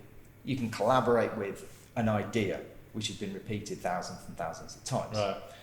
And that aspect of design could fundamentally change everything. Because if a computer has been through the process of designing 10,000 houses and an architect is sat there, who designs the better house? That's subjective. So Very. The computer would have a better technical understanding of how where things might need to go. Yep. But he's not going to have the element of creativity. Yeah. So computers can't make art. They can interpret patterns and forms and arrange them in an idea that they learnt is popular. Yeah. But they can't actually create as humans create. So if you're buying a new house, and granted you would hope an architect wouldn't get this fundamentally wrong, but what's more important to you? A little bit of creativity in the shape of the windows, or it being waterproof?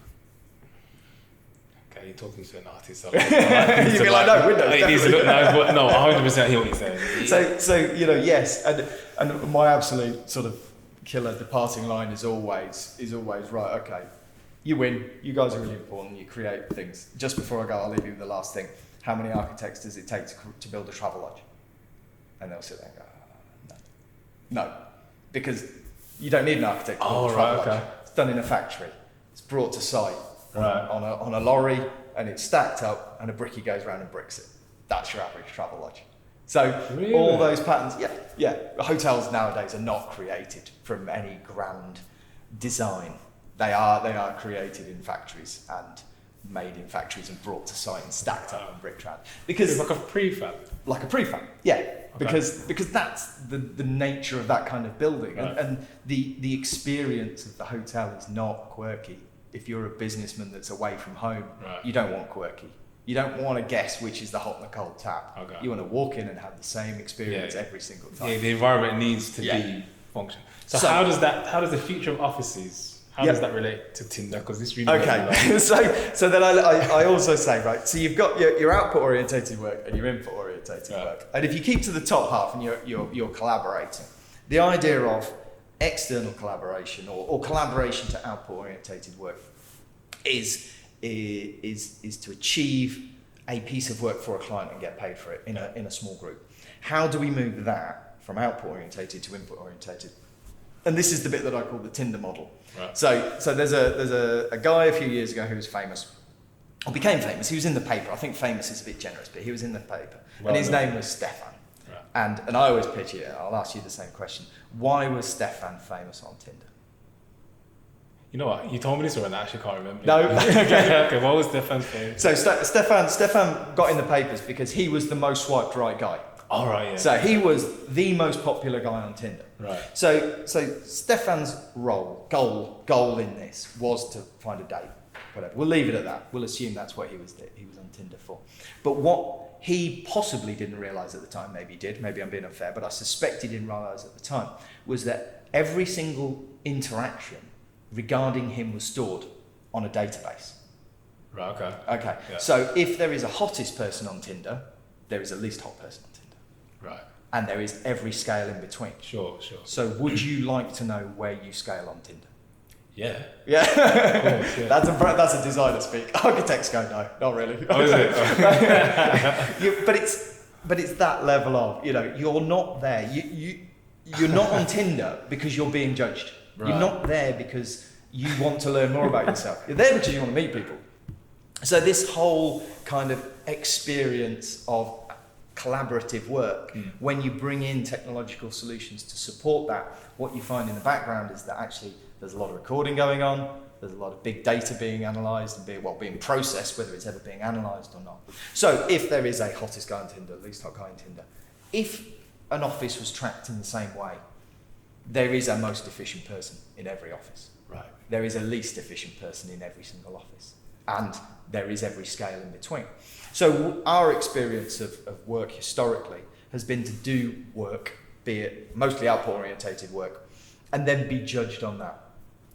Well done, Akil. You've successfully won that client and they're now going to buy a large number of aquariums for our hotels. Really well done. But actually, what they don't see in that subjective analysis is all the stuff you do in the background. Maybe it was a fluke. Maybe it wasn't. Maybe you're going to ride that for the rest of your days at that company. So it sort of takes the emotion out of how you assess people, because the emotion side of it is, he did an amazing project, and that's something could sort of stick within you in your head, and that'll be like your impression of that person. Yeah. And actually the reality is there was like a one-hit wonder. It could be a one-hit wonder. Right. It could be the way that you present yourself. It could be, and this is where I go back to liking people or respecting people. Okay. Is actually sometimes the like is there but the respect isn't, and actually maybe the like gets through. Mate, I'm not going to sack Akil, he's a good guy. Yeah. He's got a family. I don't want to upset him today. So you get those kind of subjective but very emotional judgments. But in the same way, you've got this Tinder app, which not only is you think you're doing something, but actually there's a whole load of information in the background you're not necessarily aware of. Okay. Equally, if you were to change your profile picture to wear a red hat instead of a blue hat, and suddenly your rates go up, not only does Tinder understand that you are more attractive now with a red hat, but actually red hats are more attractive. Okay. So if you have Tinder and it has adverts on it, or it speaks to Google, does it go, sell red hats to everybody because they make them more attractive? Right. And if they've got this shaped face, if they're this social demographic, if they are this, if they're wearing blue shirts, make sure they've got red hats. All those sorts of elements, all of that data couldn't be processed with a sample of 50 people. You need numbers, don't you? But it can be processed with 50 million. Okay. So once you're up to those sorts of numbers, and that data, as soon as that data can be processed effectively by big data AI, however it's termed, then actually that improves the likelihood of various factors, but it's a fake likelihood. It's if you wear a red hat, you'll probably be more attractive. So Google will sell you a load of red hats, but that's based on the fact that 70 other people like you with a similar face structure and a similar shirt colour have now got that hat, so therefore they're doing really well out of it. So in the same way, companies can use that as a way to sort of how the space is designed, and how people are using the space and how they're operating within the company. They can use that as a way to analyse who to hire and who to fire. Absolutely, yeah. If you wanted a job in corporate America in the 70s, you would take a psychometric test, which you're aware of a psychometric. Yeah. So it's basically multiple choice, and you go down and you send it off to HR, and 3 days later they go, "He's a psychopath. Don't take him on." Right. Well, how did you make that assessment? Because he ticked all of these boxes. He's a psychopath. So actually, we got rid of that, saying, well, that's not a good way to It's not judge fair, people. is it? It's not fair. It's not a good way to judge people. We have to trust managers to have subjective experience and say, no, this works, this is the right kind of person for our business. But actually, we are potentially in a position where we could easily go back to that by saying, actually, we've extracted all of this data on this individual, Right. and we don't think he's a good fit for the business. So it's almost like you be carrying around like a passport of productivity, a productivity passport, effectively. You could do, and that's where Wow. obviously those forward-thinking individuals are worried about GDPR and sharing data. Nowhere and to all the rest hide, of is it. there? No, but that's the purpose of those Right, things. It's not. You shouldn't mass spam people to buy holiday villas in Mallorca. That's fine. That's the understanding of why it's written. Right. But actually, these incremental security increases, these incremental security developments are actually, I think, I could just be making all of this up, but I think some of that is to actually say, well, actually, there is a potential for scrupulous individuals Right. to say, we have data on this individual going back to his previous working career. Yeah. And we know in his business he spent X amount of time on Facebook. Okay. Do you want that guy in your business because he spent X amount of time at work on Facebook?